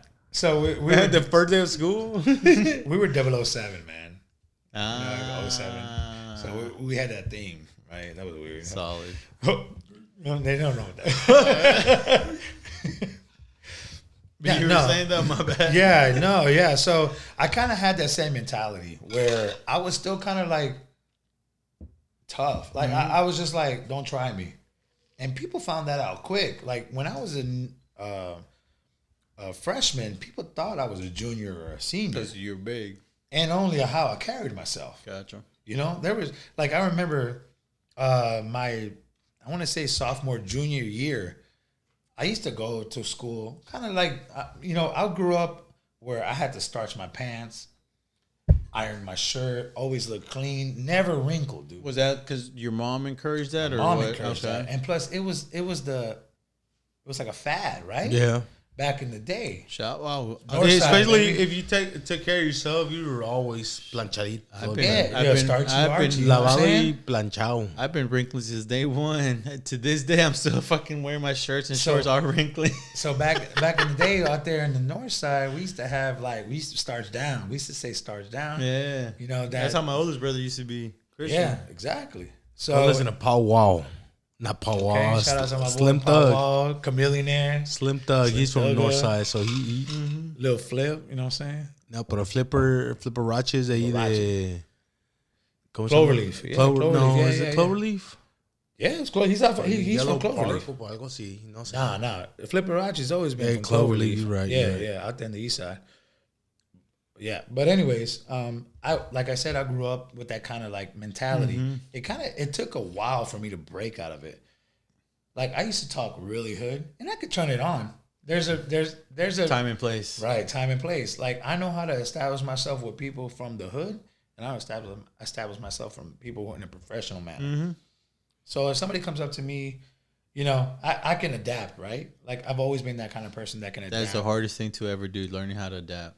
That is hard. Especially when you get into Throwing the out professional there, right? world. Oh yeah. Dude, when you get into professional world, you're like, should I go hood on this person? Or should I keep my composure? And then you remember Dave Chappelle's When Keeping It Real Goes Wrong. Oh, dude. Dude, and you're like, you know what? I'm gonna keep it professional. Yeah, we'll go back to your story, but I was talking to my coworker yesterday, and she called me she had a question. Did you And tell her she about was- the podcast? Well, yeah, she listens to it, right? We're trying to promote this thing, all right? She listens to it, right? She's like 2 episodes behind, but she's getting there. But she was like, "How's work going for you?" And I was like, "You want the professional answer or you want the real answer?" And she's Always like, "Give the me the real real answer." I was like, "Me trae como pendejo." Like a fucking dumbass. But it goes back Right to now, right now, companies know they can get away with it because everybody's like, you know they what, want to just keep their don't job. fire me. Yeah, exactly. To be honest with you, man. But that goes back to the whole I'll finish. Let you finish. No, my bad, I'm my saying bad. I'm sounding like Christian over here right now. I mean, and that makes sense, right? Like everybody's kind of scared on edge, right? They don't want to mess up or do anything Yeah. to jeopardize their career or their job because it's hard right now, right? Yeah, COVID is to a point where like it's not hard getting out here for it instills fear in people, not because is. of getting the virus, but it's because of everything else that's around it. right. getting evicted. Yeah, I mean, Dude, I mean, it's bad out there. I mean, we're blessed to be where we're at right now, right? definitely. We're blessed to have blessed to have a food, job. to have a household, to have a lot of things that we take for granted. That hopefully it sounds bad, but hopefully through something like this, people will learn to value what they have. Looks like we haven't learned. No, dude.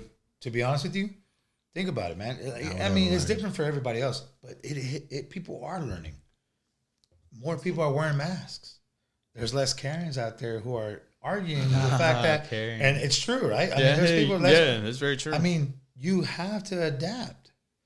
Things are going to change. Like, dude, if you're not in, if you don't have an open mind to change in life, you will never move forward in life. Nope, you I gotta like be how you brought it open-minded. back. Props. At the end of the But day, brought it back to adapt. that's what I'm saying. Everything in life, Adaptability. you're always gonna go through a fucking struggle, a boundary, a little stepping stone that you have to. I mean, there's people out there who are lazy. There's people out there who are go getters. That's why you're in the position that you are now. And there's people who are millionaires and making money and doing. They're there for a reason. Right. Apply yourself, guys. I mean, at the end of the day, I'm content where I'm at. I know that I can apply myself and do better in life, right? And I think everybody can, right? I think No doubt. everybody has. Right. Yeah, everybody has. Right. And I'm happy. And I'm happy with the people that I'm surrounded with and the life that I'm living now because I'm able to help my mom now. She helped me when I was a kid. That was my job to help her. Yeah. You know? There's a reason why my mom lives in a house with a pool.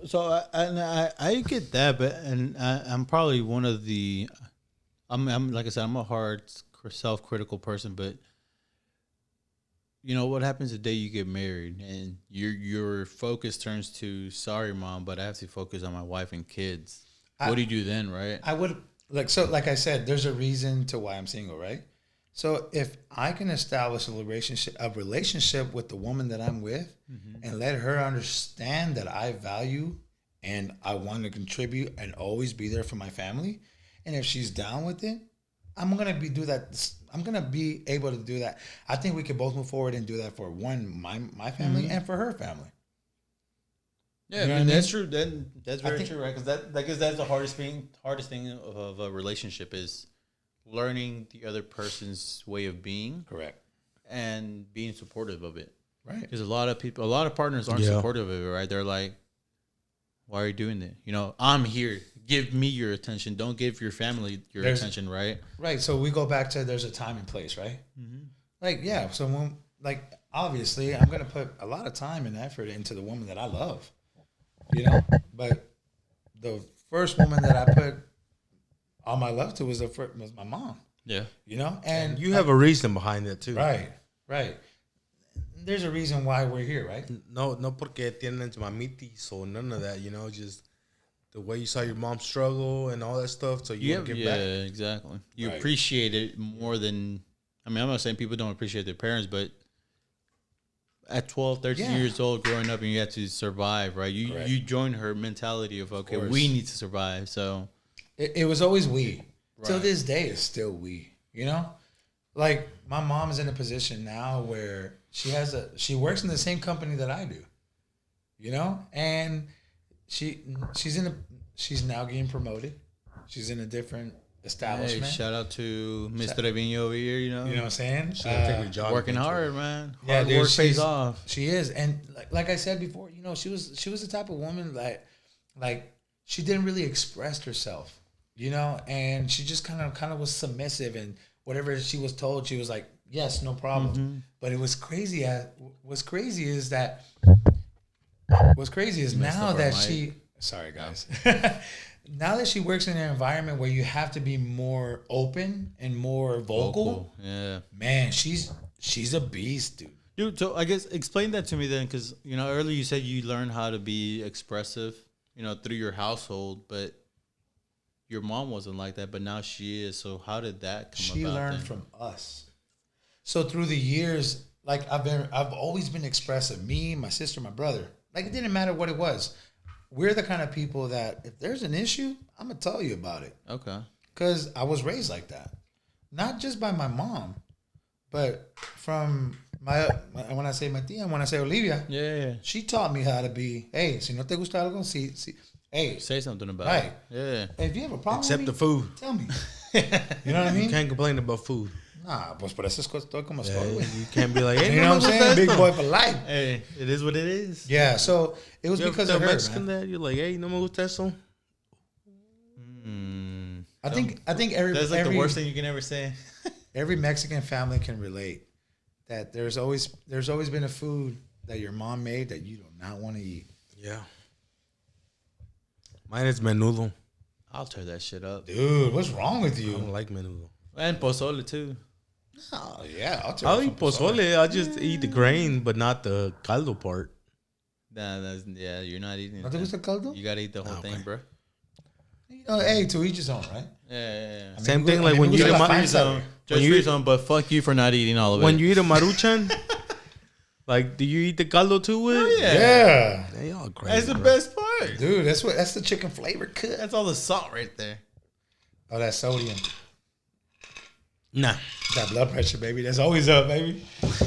No, I'm Nothing good. can stop me.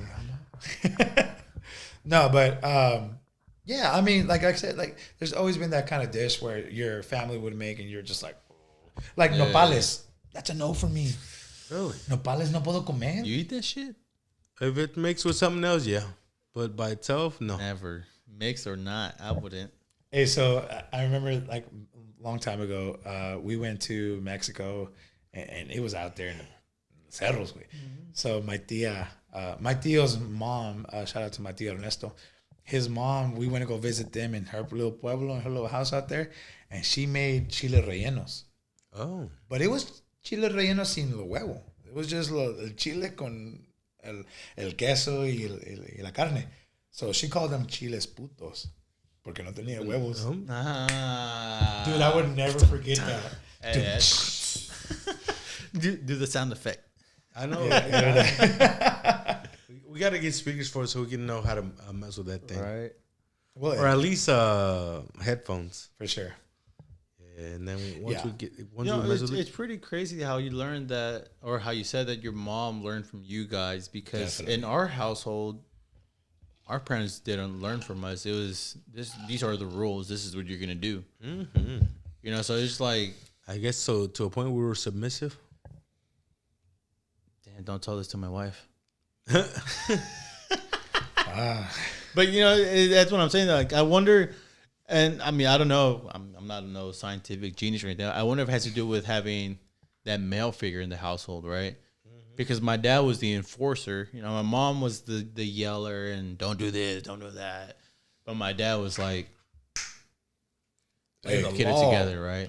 And you know what's crazy? I have nephews now. Like I have a 15-year-old nephew right now, and his name is Joel, which is my brother's older son. Okay. And what's crazy is,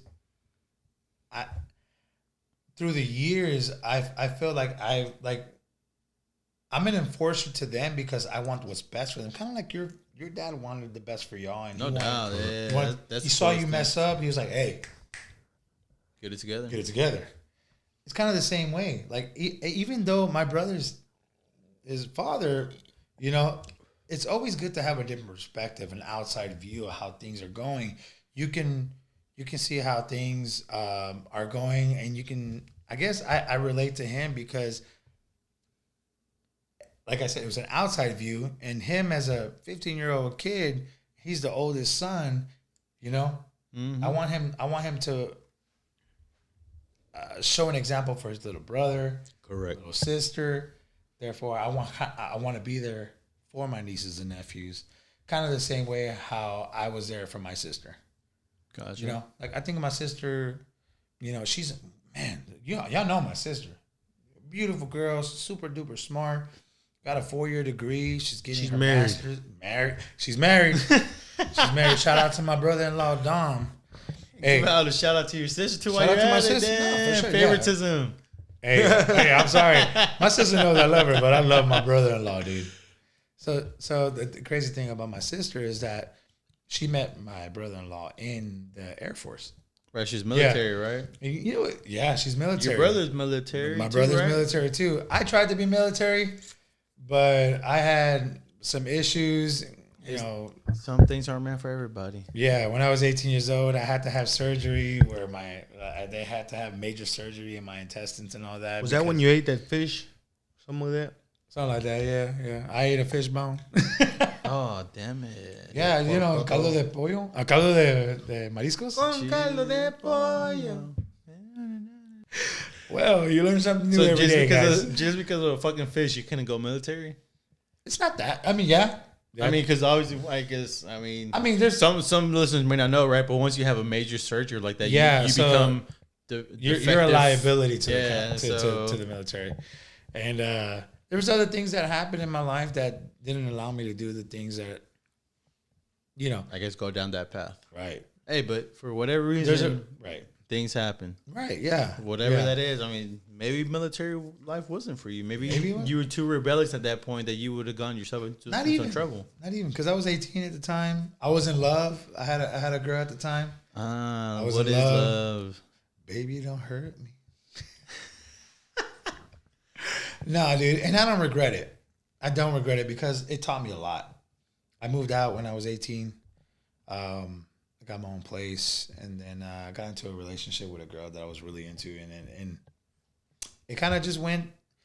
I was really happy, and things just didn't work out, So it got to a point where I learned a lot from that, So would you say they didn't work out because she wasn't giving you what you were used to from your household, or No. She gave me everything and anything that I wanted. Is you know what I'm saying? But no. I mean, she was great, man. She had her issues and I had mine. I mean, and then at 18 years old, right? mean, we were young. You're still, young, dumb, and full of cum. Okay. Oh, dang. I mean, so I guess we're also full of cum, but we're just not as young and dumb. Hey. touche. Okay. So, touche. No, so, I mean, I don't, like I said, I don't regret it. It's just that through time, like I said, I lived my life and I grew up a little, I matured a little early, right? Yeah, no true. And I guess in that sense, she wanted different things and I wanted different things, and things happen, and People grow apart, man. Right. You grew up, right. and you grew apart. And not lie, dude, it was one of the hardest things that I've ever gone through. Like, I mean, mentally, because like I said, I kind of grew up, playing football, being physically active, boxing. Yeah. And I changed my whole life for that person, right? And it kind of took a toll on me because we were together for 3.5 years. We lived together. Are you having an intimate relationship over there? That boy's going to town with that shit.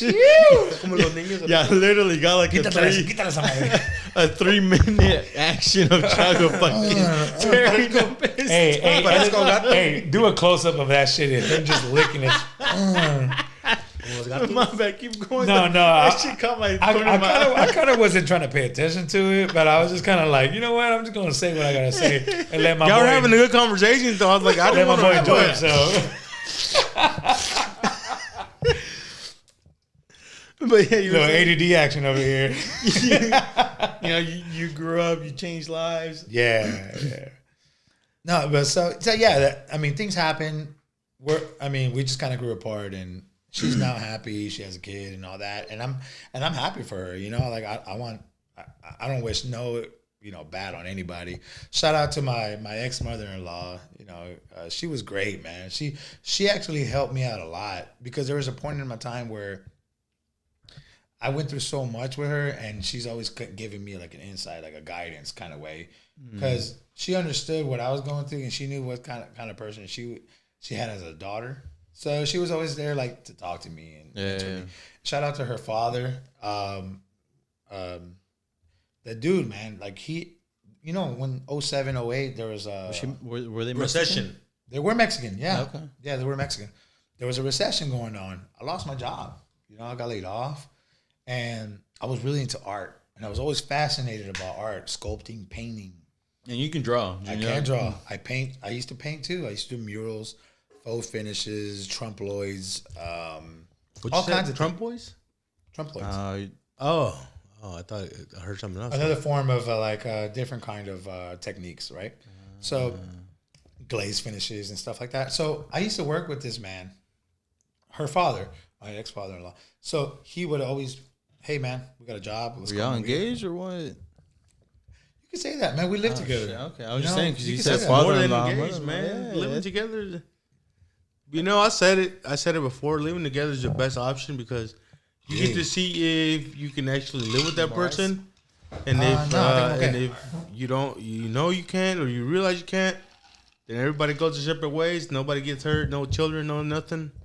And that's kind of how it was, man. That's how. Because when we separated, we didn't have kids, and there was always a talk about getting married. Yeah. But I felt like there's always something holding us back to actually move forward and do that, right? Because one, we were young, dude. You were young. What is that though? You didn't have kids or anything to hold you back. Right. Was it the emotional attachment? I'm guessing. I think it was the fact that she kind of grew up together, but apart at the same time. Correct. Like, she grew up in the way that she learned not to live with her family, but she also learned how to be independent. She got a job. She made really good money, and I was just there to like support her and like, dude, like we purchased cars together. Damn. You know, like You guys were practically married then. practically, I mean, yeah, That's yeah. what I said. Best thing to do is live together. Living together is more than being married. Correct. And like I said, dude, I don't regret it, dude, because it helped me a lot. It learned how to really adult, you know, because when I moved out, like that's when the fucking struggle came, dude. When you move out at the age of 18 and you think you all big and bad because you got a job and all that crazy shit, dude. you realize And I was going to school full time, and I had a job full time. But anyways, it's all habits, right? Life, right? Like there's things that you do in life that's it's a habit. It could be a bad habit, could be a good habit. Yeah. the hardest thing is breaking the bad ones. Exactly.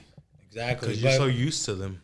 Dude, but when it comes to your life and your well-being, dude, you know what I'm saying? There's So you're trying to say that relationship was a bad habit or what? no, not necessarily.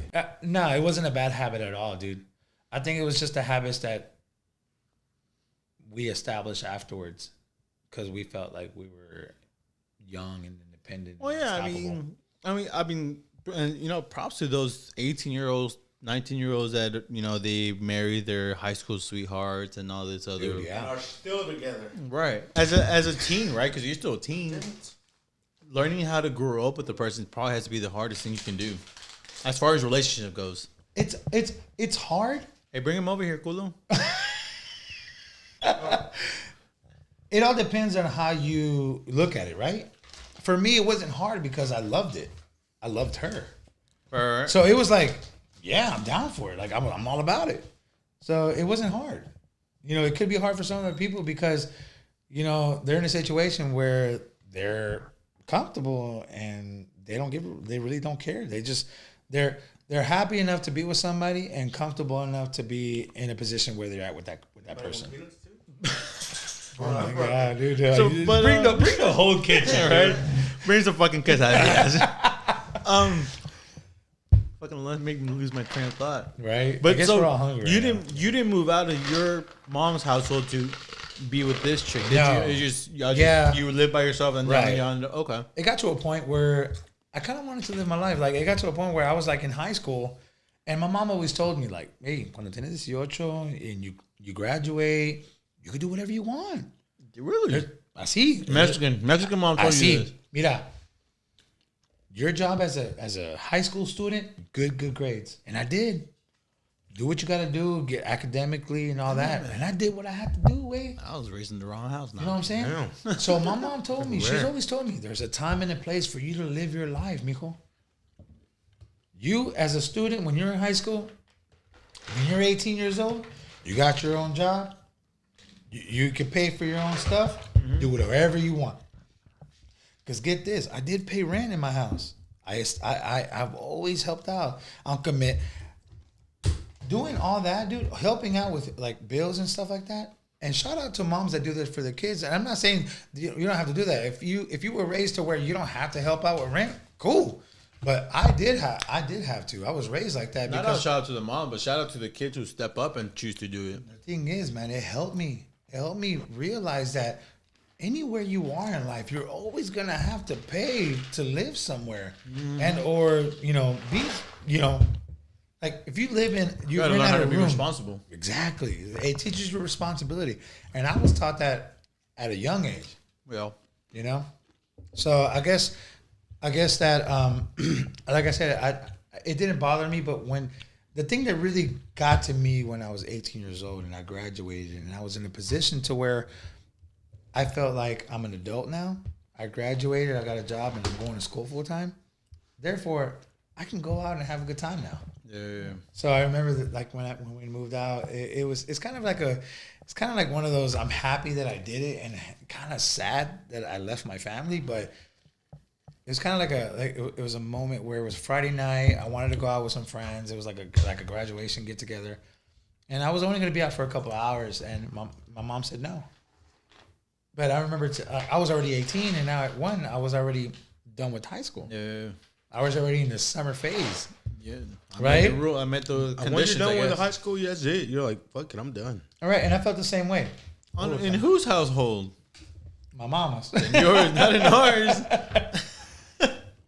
I mean, I guess everybody different perspective, right? exactly. Right. So in my head, I thought I did what I had to do. 18, yeah. I'm good. You know?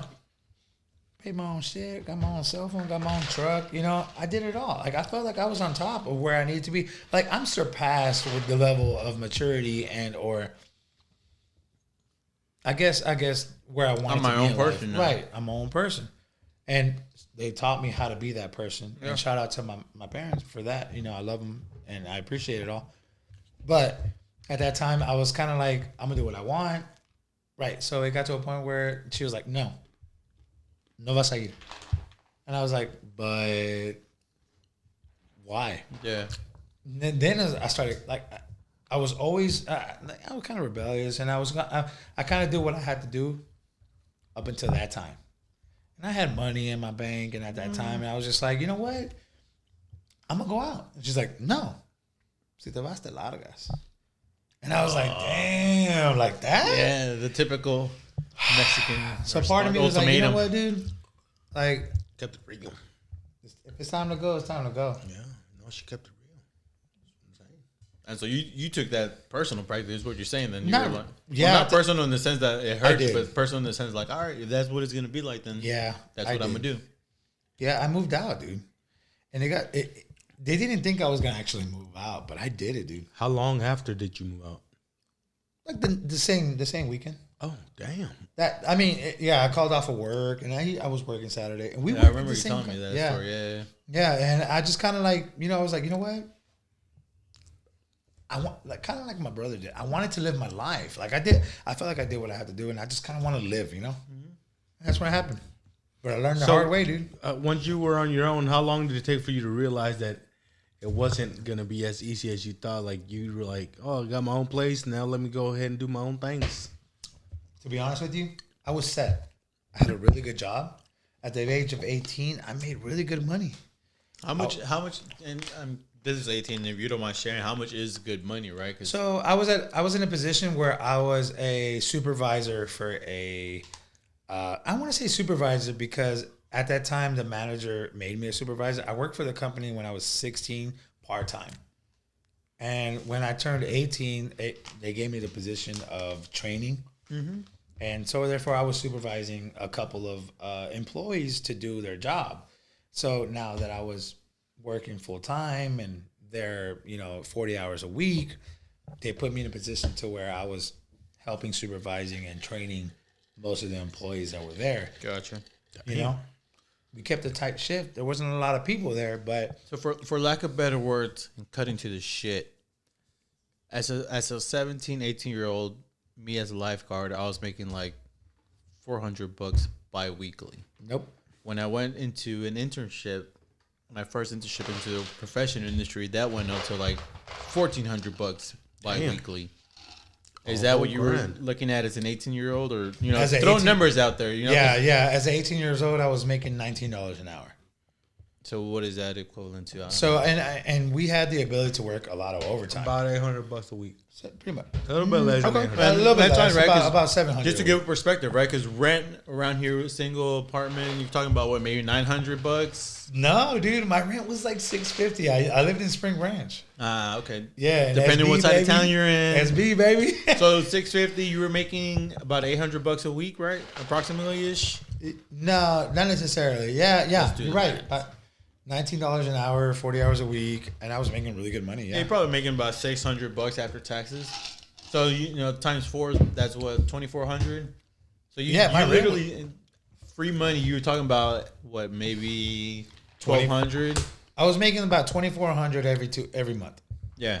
and my rent was literally like $600. So you made $1,000 just for bills. Pretty much. So And- 1,400 was free money, right? So I mean, as an 18-year-old, I'm just just Yeah. throwing numbers out there. As an 18-year-old, $1,400 free. It's a lot of money. In your mind, I got it made. So this is why I had the ability to find a girlfriend, Mm-hmm. and we went out all the time, and every weekend was like, it was just like we went out to eat, and when you're young and you have that kind of money, like you just want to live, dude. Yeah. I didn't know anything about You're savings. worry-free, I mean- Yeah. Yeah, but it got real, dude. Like I lost my job because of the recession, and like I said, like I don't regret it being with my ex. because their family helped me out, and you know it just worked out. You know, it just didn't work out for us, but it worked out because they were always there to help out. You know, but yeah, man, I don't regret anything, dude. Yeah. So now looking forward, how are you gonna be with your kids? You know how like if you do have kids, how do you want them to be raised, or how are you gonna raise them? So I think at the end of the day, like I think it has to contribute with me and the person I'm gonna have kids with, right?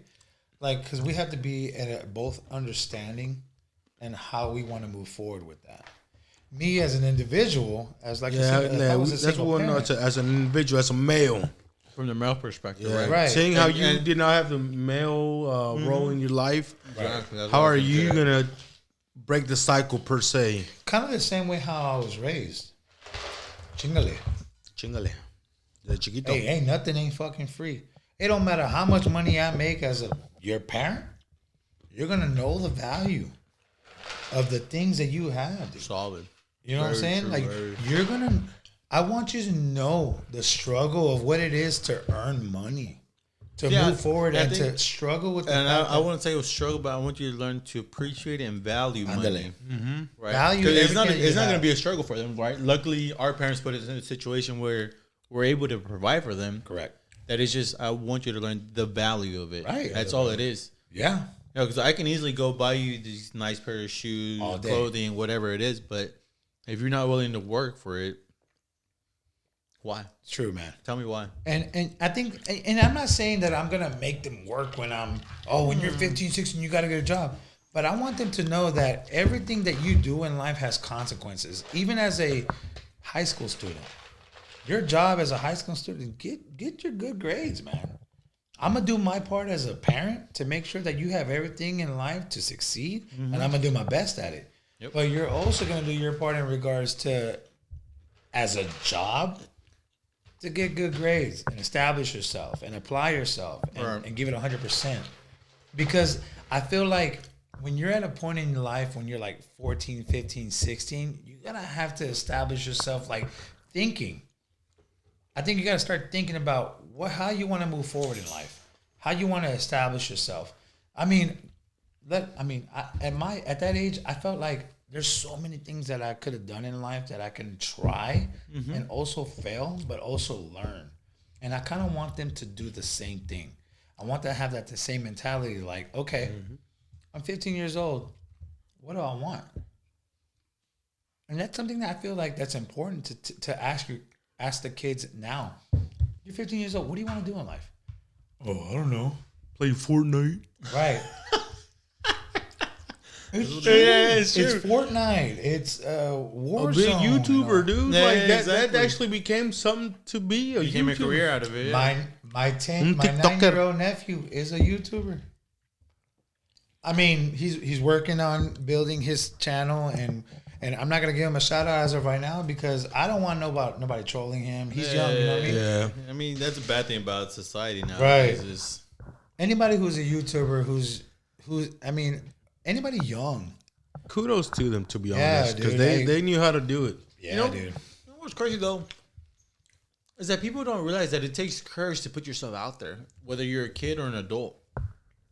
That's true. And man. it's easy to judge people like, oh, look at those dumbasses. You know, why the fuck are they doing whatever they're doing? You know what's crazy? Him as a 9-year-old, 10 years old, he presented me the progress on how to move forward as a YouTuber. And he did this on his own. He did his own research. I mean, it's crazy how the technology nowadays can allow a young man or woman to learn so much and grow, dude. Like, I mean, if we were 10 years old, you think we'd be smarter with the technology just now? Oh, hell yeah. Right. We'd probably be in a different situation. Maybe, but at the same time, it's like, nothing against these Yeah. 10-year-olds, right? But I don't think these 10-year-olds know hard work like we did at 10 years old. Oh no, that's Right. the thing. This technology. I feel like technology nowadays has allowed us to put ourselves in a position where we wouldn't have to Yeah. struggle or go through what we did, you know, back in the day. And I'm not knocking it, but No, no, no I feel doubt. like us as parents have to put them in a position to where they have to learn, or put them in a situation to where they can learn from it, or not exactly put them through it like how we did, but get them in the mindset that there's issues that might come in place in life that you're gonna have to overcome, and you know, stuff like that. There's gonna be trolls. Right. You know how you're gonna deal with it. You know, your channel may not hit. You know, what are you gonna Might do take about time, it? yeah. You right. may not succeed. Yeah, but that's kind of one of those things where you start instilling these values of whatever it is you were trying to do: hard work, Exactly. perseverance. Right. You know, self education. Dude, yeah, man. And one thing about me, dude, when I moved out when I was young, I grew, and I think it had a lot to do with how Dre came into my life, and how I kind of became independent, dude, and had to like struggle and learn about life that way, you know, Yeah. and going to school, and you know, and I got a degree. It took some time, but I got a degree, and there's a lot of people in my life that I want to say thanks to, because they've actually helped me to better myself as a person. This ain't the episode for it. Hey, episode 9 coming soon. The people in our lives that made a difference, not only as our parents, but I get people. what you're saying, man. Yeah. We all have that outside influence that I mean, there's always. I mean, guides us. They guided you, yeah. not only not even a person that you actually know. Was there ever a time where you're watching something or hearing something that kind of hit hard? The infomercials. At 2:00 in the morning, And the Flex girls Seal. gone wild. I don't know. I don't know. He's in a lawsuit right now. Oh yeah, The Flex Seal. flex tape. I mean, That shit don't work, dude. Don't. Don't go out and buy it. I think for me personally, it's like my sister was saying last weekend. We have close family friends in Austin, and you know, I moved out to Austin as a 17-year-old kid. Yeah, I didn't know what the fuck I was doing, but luckily we had these close family friends that they literally opened up the doors for me, right? So I knew how to, or better, I didn't know how to. I learned how to take in them as a family and treat them as family rather than as family or friends, right? So to me, they became family because they literally took me under their wing and they're like, "Hey, look, this is Austin. There's rivers, there's lakes. Here's our house. Whenever you want to come to eat, whenever you want to spend the night, you know, just drop by. Don't call us. Just show up as needed, right?" And That's sure awesome. enough, that when I had that, I was like, "Damn, that's pretty awesome." And to this day, you know, I'm very appreciative of them.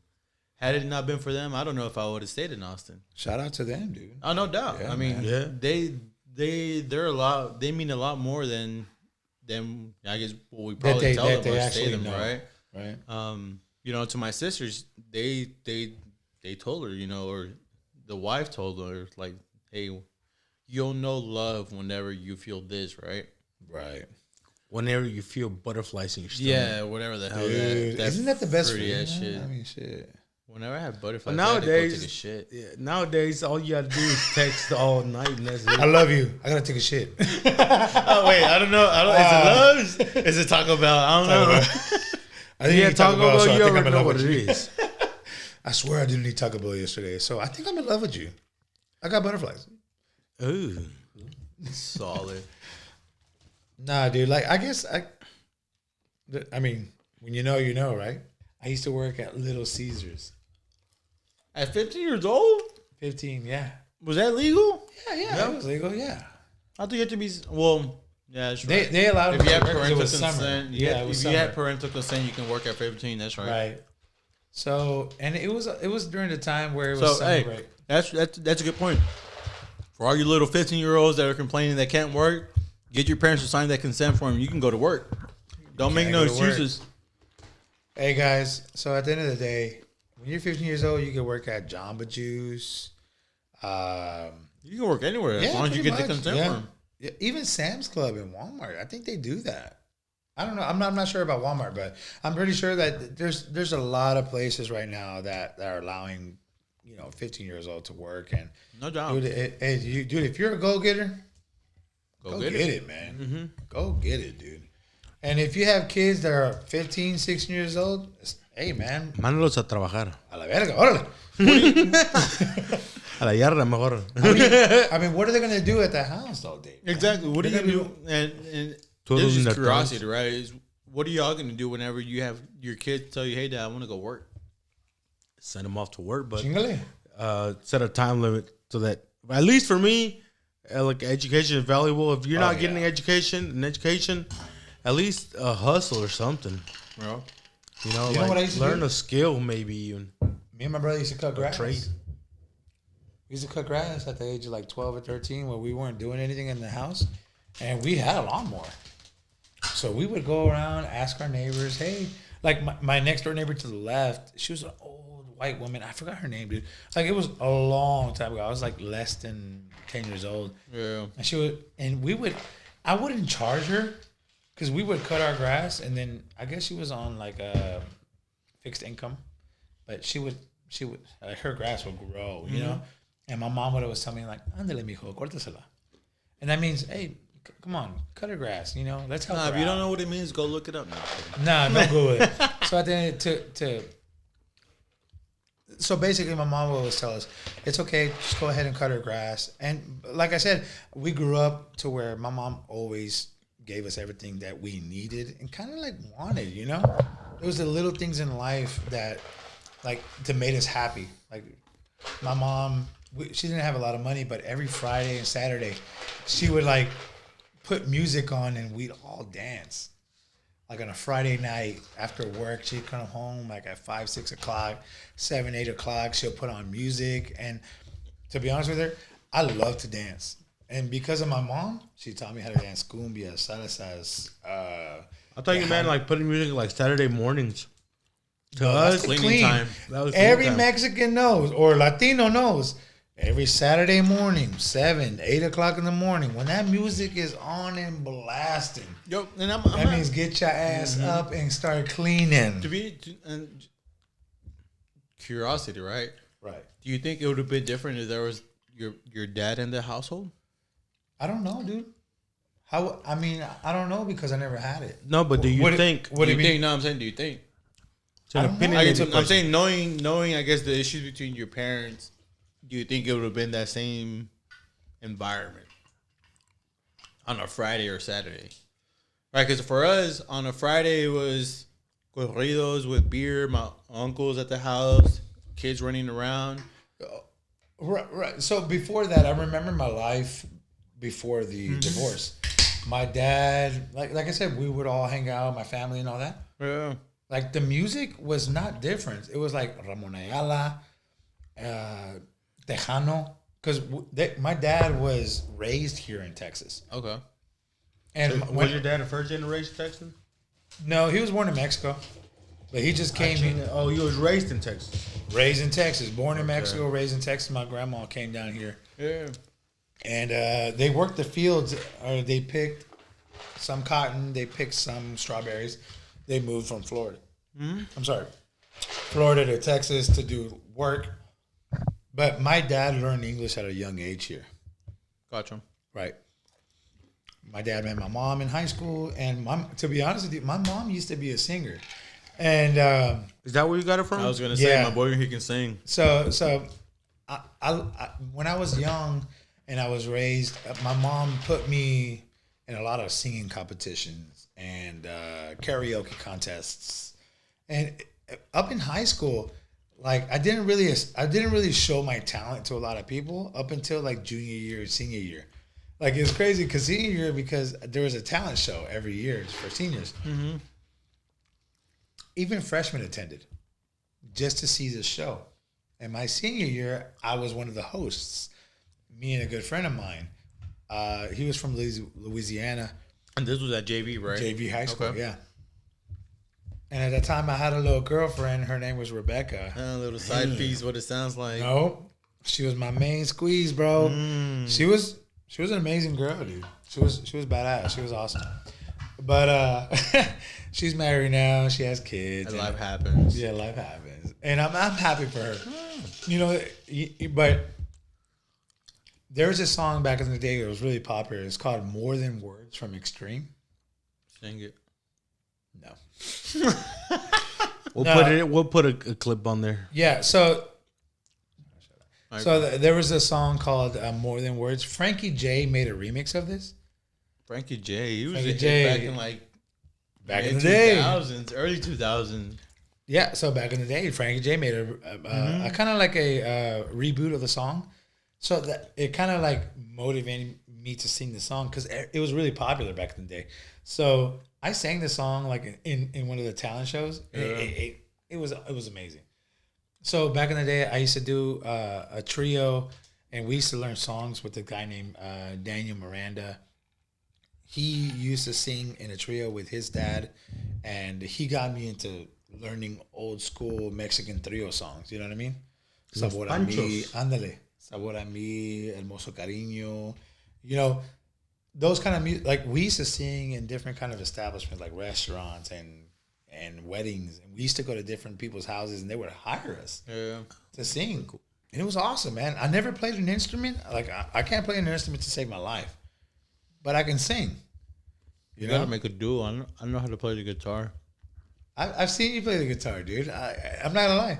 I was really impressed when I can play it on Guitar Hero. Kind I gotta play it like this. Like I forgot I played it. The fuck? It was weird. of how you play with your girl, you know what I'm saying? Oh, my boy.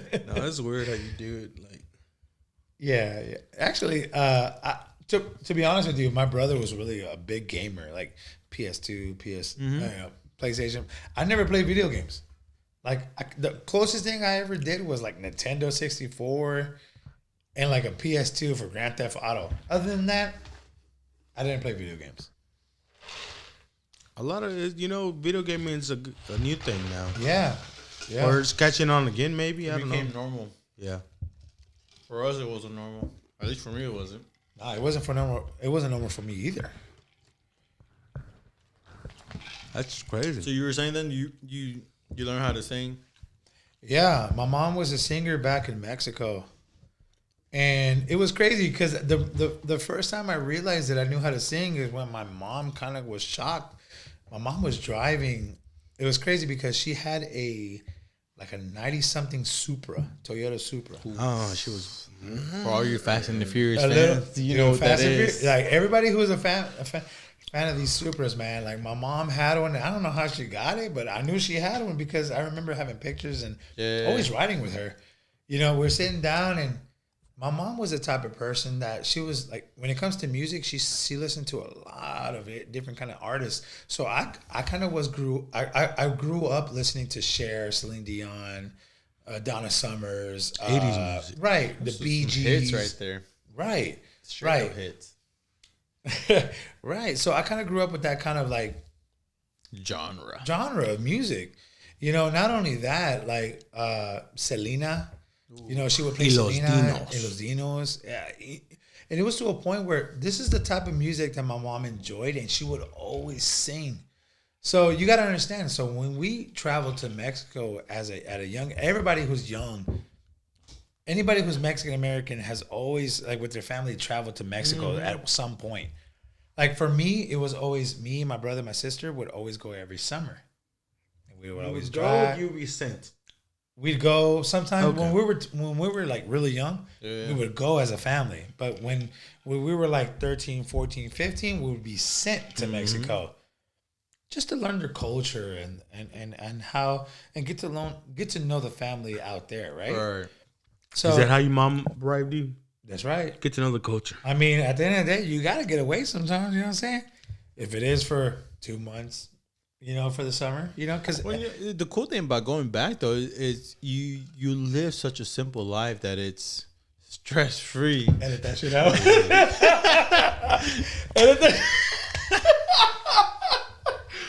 That shit came out of nowhere. You know, you go back over there and you literally see how much of a simple life people live, Dude. and they're so happy that you're They're just so like, happy with it. Damn, why can't we have that over here? You know what's crazy though?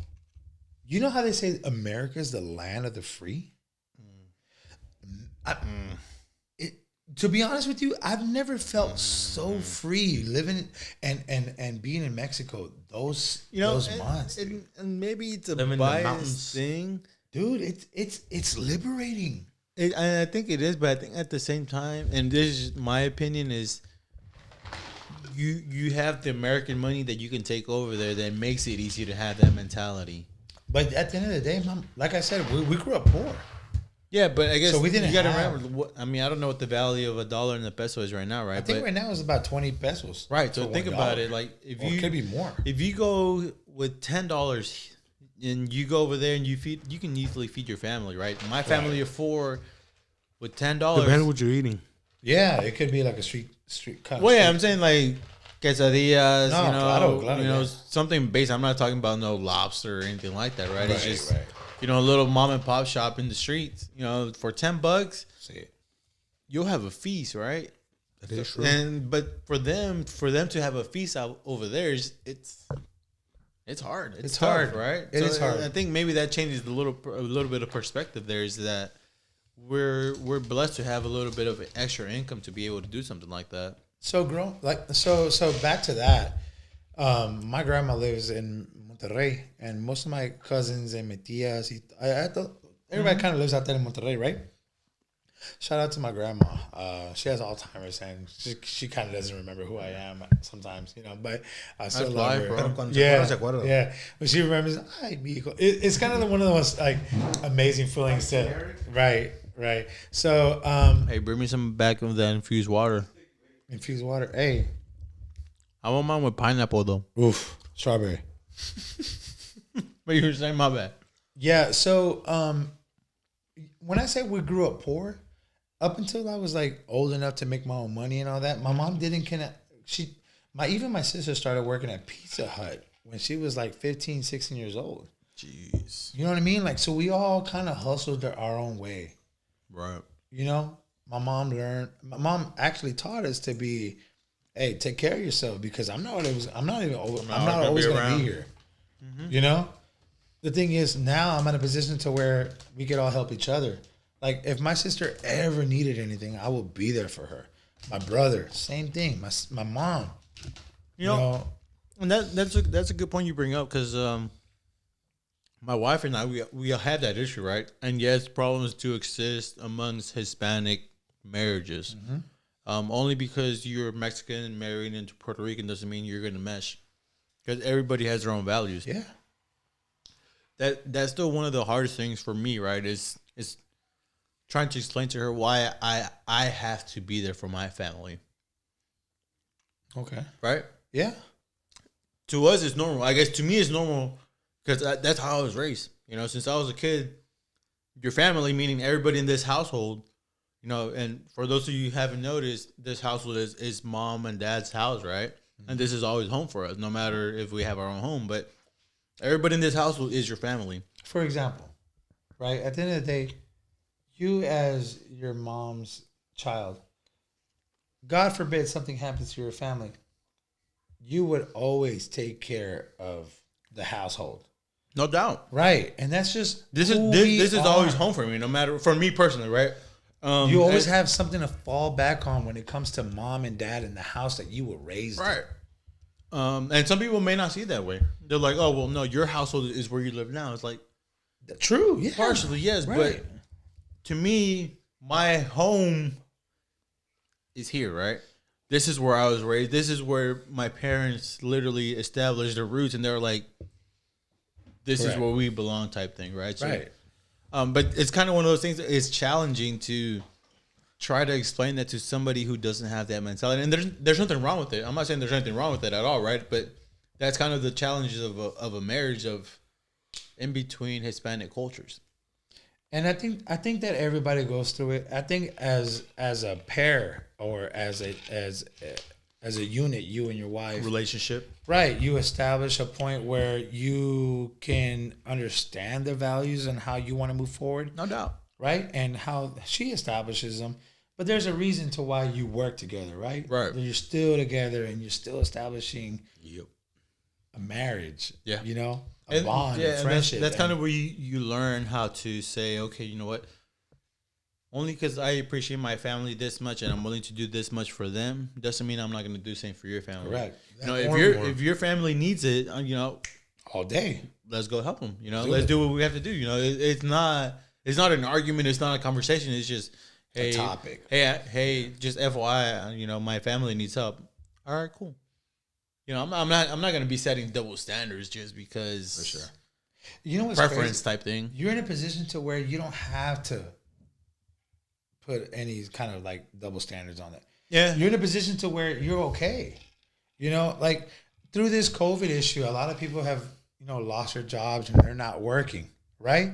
But if you're a married couple and you're going through the struggle and you're making it work, guys, like, I mean, kudos to everybody who's doing that. Like there's been times where in a relationship when one little thing in your relationship happens and then I'm out.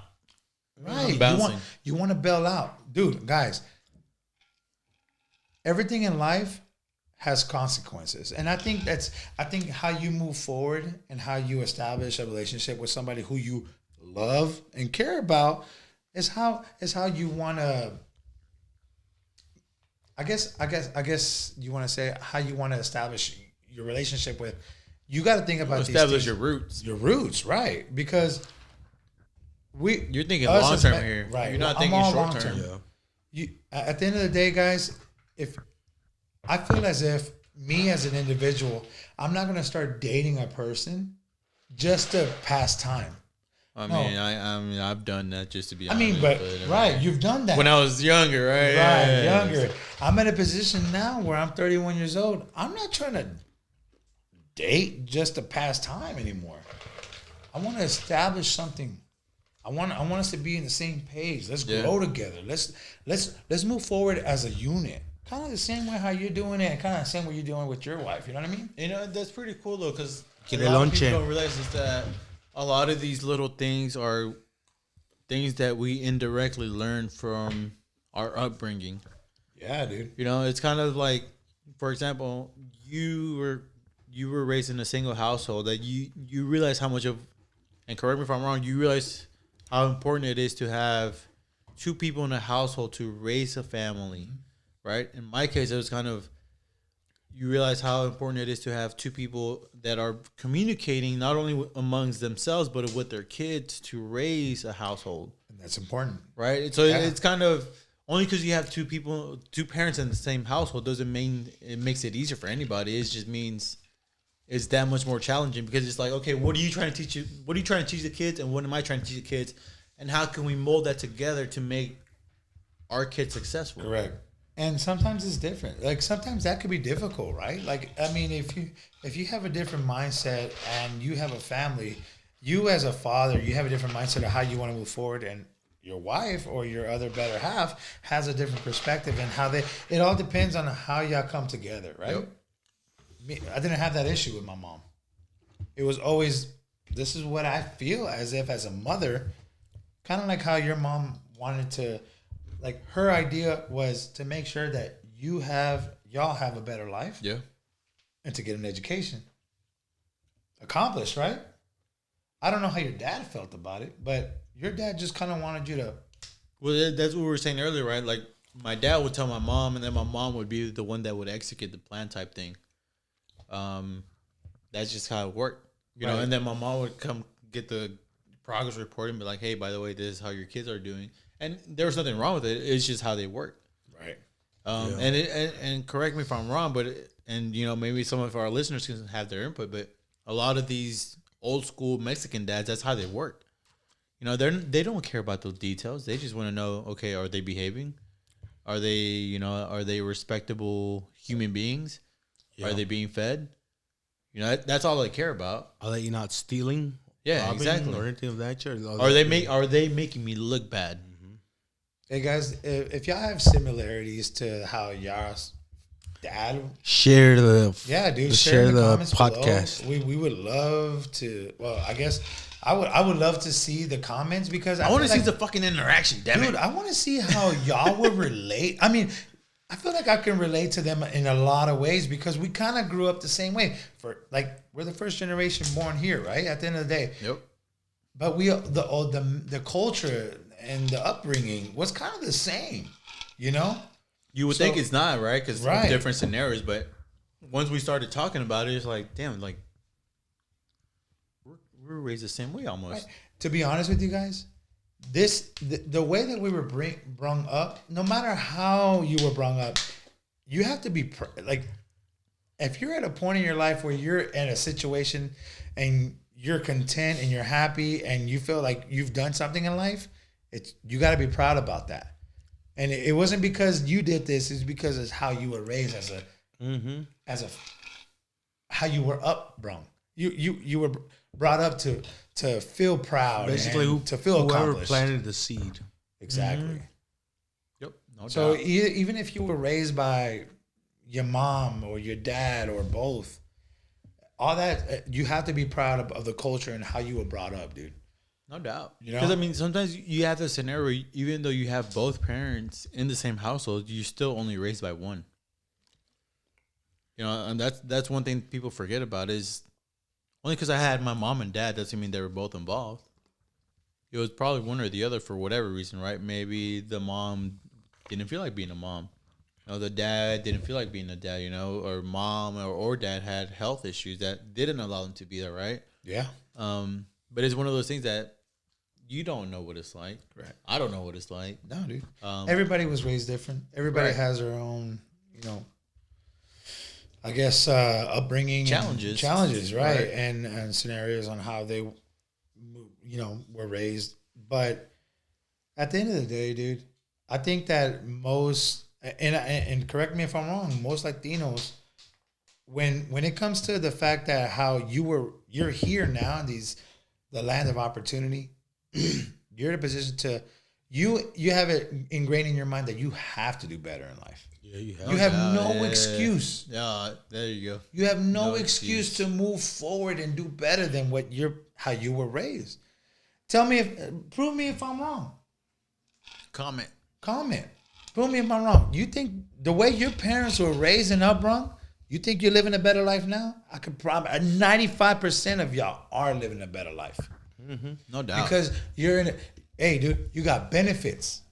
you got papers. You just got to begin with. You got papers. just to begin with. You got And papers. even if you don't have papers, dude, there's always something that you can do to better your life and or like these acts that are in place right now that people can implement Yep. and take advantage of. Dude, if you don't know, do the research. If you want to better your life, there's no excuse to better your life. Well, that's another thing, right? If you don't know, Ask. us. You know, we're here. We may not know, but we may know somebody that knows, right? We'll figure it out. And that's kind of one of those things. You know, earlier I was mentioning about the girl I interviewed or mock interviewed. She was like, I don't know, right? And my parents don't know, but I don't know how to ask for help. You know what mom always told me? El que pregunta, no sabe. Dude, you gotta ask questions. You can't be scared. You can't be in your little bubble. Shell, yeah, Yeah, you comfort can't be in zone. yourself, dude. If you don't know anything, you put yourself in a position to where, hey, dude, you're not content where you're at. Therefore, do what you got to do. Ask your questions and move forward. Like, there's always a way. Figure it out. Solve it. Yeah, dude. That's the best thing to do. I think that's the thing, though, right? Like, that's probably a bad thing. I guess that's the easiest way I can think about it. A bad thing is that, figure it out. But Not necessarily. it's one of the things we'll ask for help. You know, why figure it out? Why spend so much time trying to figure it out if you could just ask for help? It probably took you a quarter of the time, half of the time that it would have taken you to figure it out. But you can't. It's not easy to change that mentality, right? Because we're raised to figure it out. Oh, you don't Right. know? We'll figure it out. Instead of saying, "Oh, well, go ask somebody for help who knows how to do it." Like you said, like how you became a teacher. Like a friend of yours put you on, right? No, my teacher that I had and I worked with, Our middle school teacher. Oh, she put you on. she did. I mean, dude, you're in a position now to where you're changing lives, dude. Oh, yeah. You know, and that's great, dude. Like, I mean, to be honest with you, I love art. I grew up loving art. Like in high school, I did sculpting, painting, and that's why I kind of I got into the the murals. Kama and the Sutra? photo- Yeah, and What? Kama Sutra. Sutra. That's what I No, thought I guys. heard. I was I like, mean, yeah. we can get into it, but I mean, nah, but like back in the into day. the book, talk about it, or into it? I know. Hey, comment below if y'all into the Kama Sutra. I mean, at the end of the day, yeah, I mean, I loved art. And to be honest with you, I studied to be a primary teacher. And I got certified to become a primary teacher. But at the end of the day, it wasn't the top. It was more like finger painting, not really the art that I wanted to kind of get teach and get into. And to be honest with you, like, it was all during the recession. So I had to make decisions based on what I know and what I can put myself into. That's why I'm in the automotive industry right now. Like, I've been in the automotive industry for over 9-10 years now. And I'm good at it. I love cars. That's another passion of mine, you know? So, dude, if you have a passion, I feel like everybody, if you have a passion, go for it, dude. You know, not to interrupt you, but shout out to my boy Alex. Dude, yes, You know, Alex. top 10 in the country. Top 10 in the Dude. country. Hey, Now think about Alex. it, you know? Alex has been in the car industry selling, and now he's in the finance industry.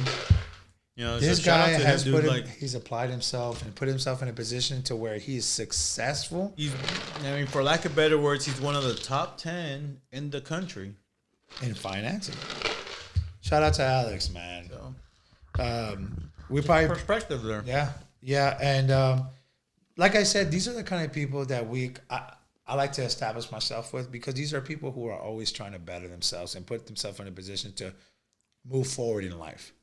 If you're not, there's a thing that everybody says, if you're surrounded by people who think they're low lives, they're probably going to perceive you as a low life. If you surround yourself by people who are trying to better themselves, Preach. people are going to look at you as a person who's trying to better themselves. Preach. You know? Mm-hmm. Lay it down on them. Hey, guys, It is like what it is. what's that one saying? You are who you hang out with. Damn. So at the end of the day, guys, if you're a go-getter, if you want to better your life, you have no excuse. Go get it. Stop fucking around. And that's coming from a guy from a single parent household. You know what I'm saying? And My if mom you come struggled. from a dual parent household, You have it easier.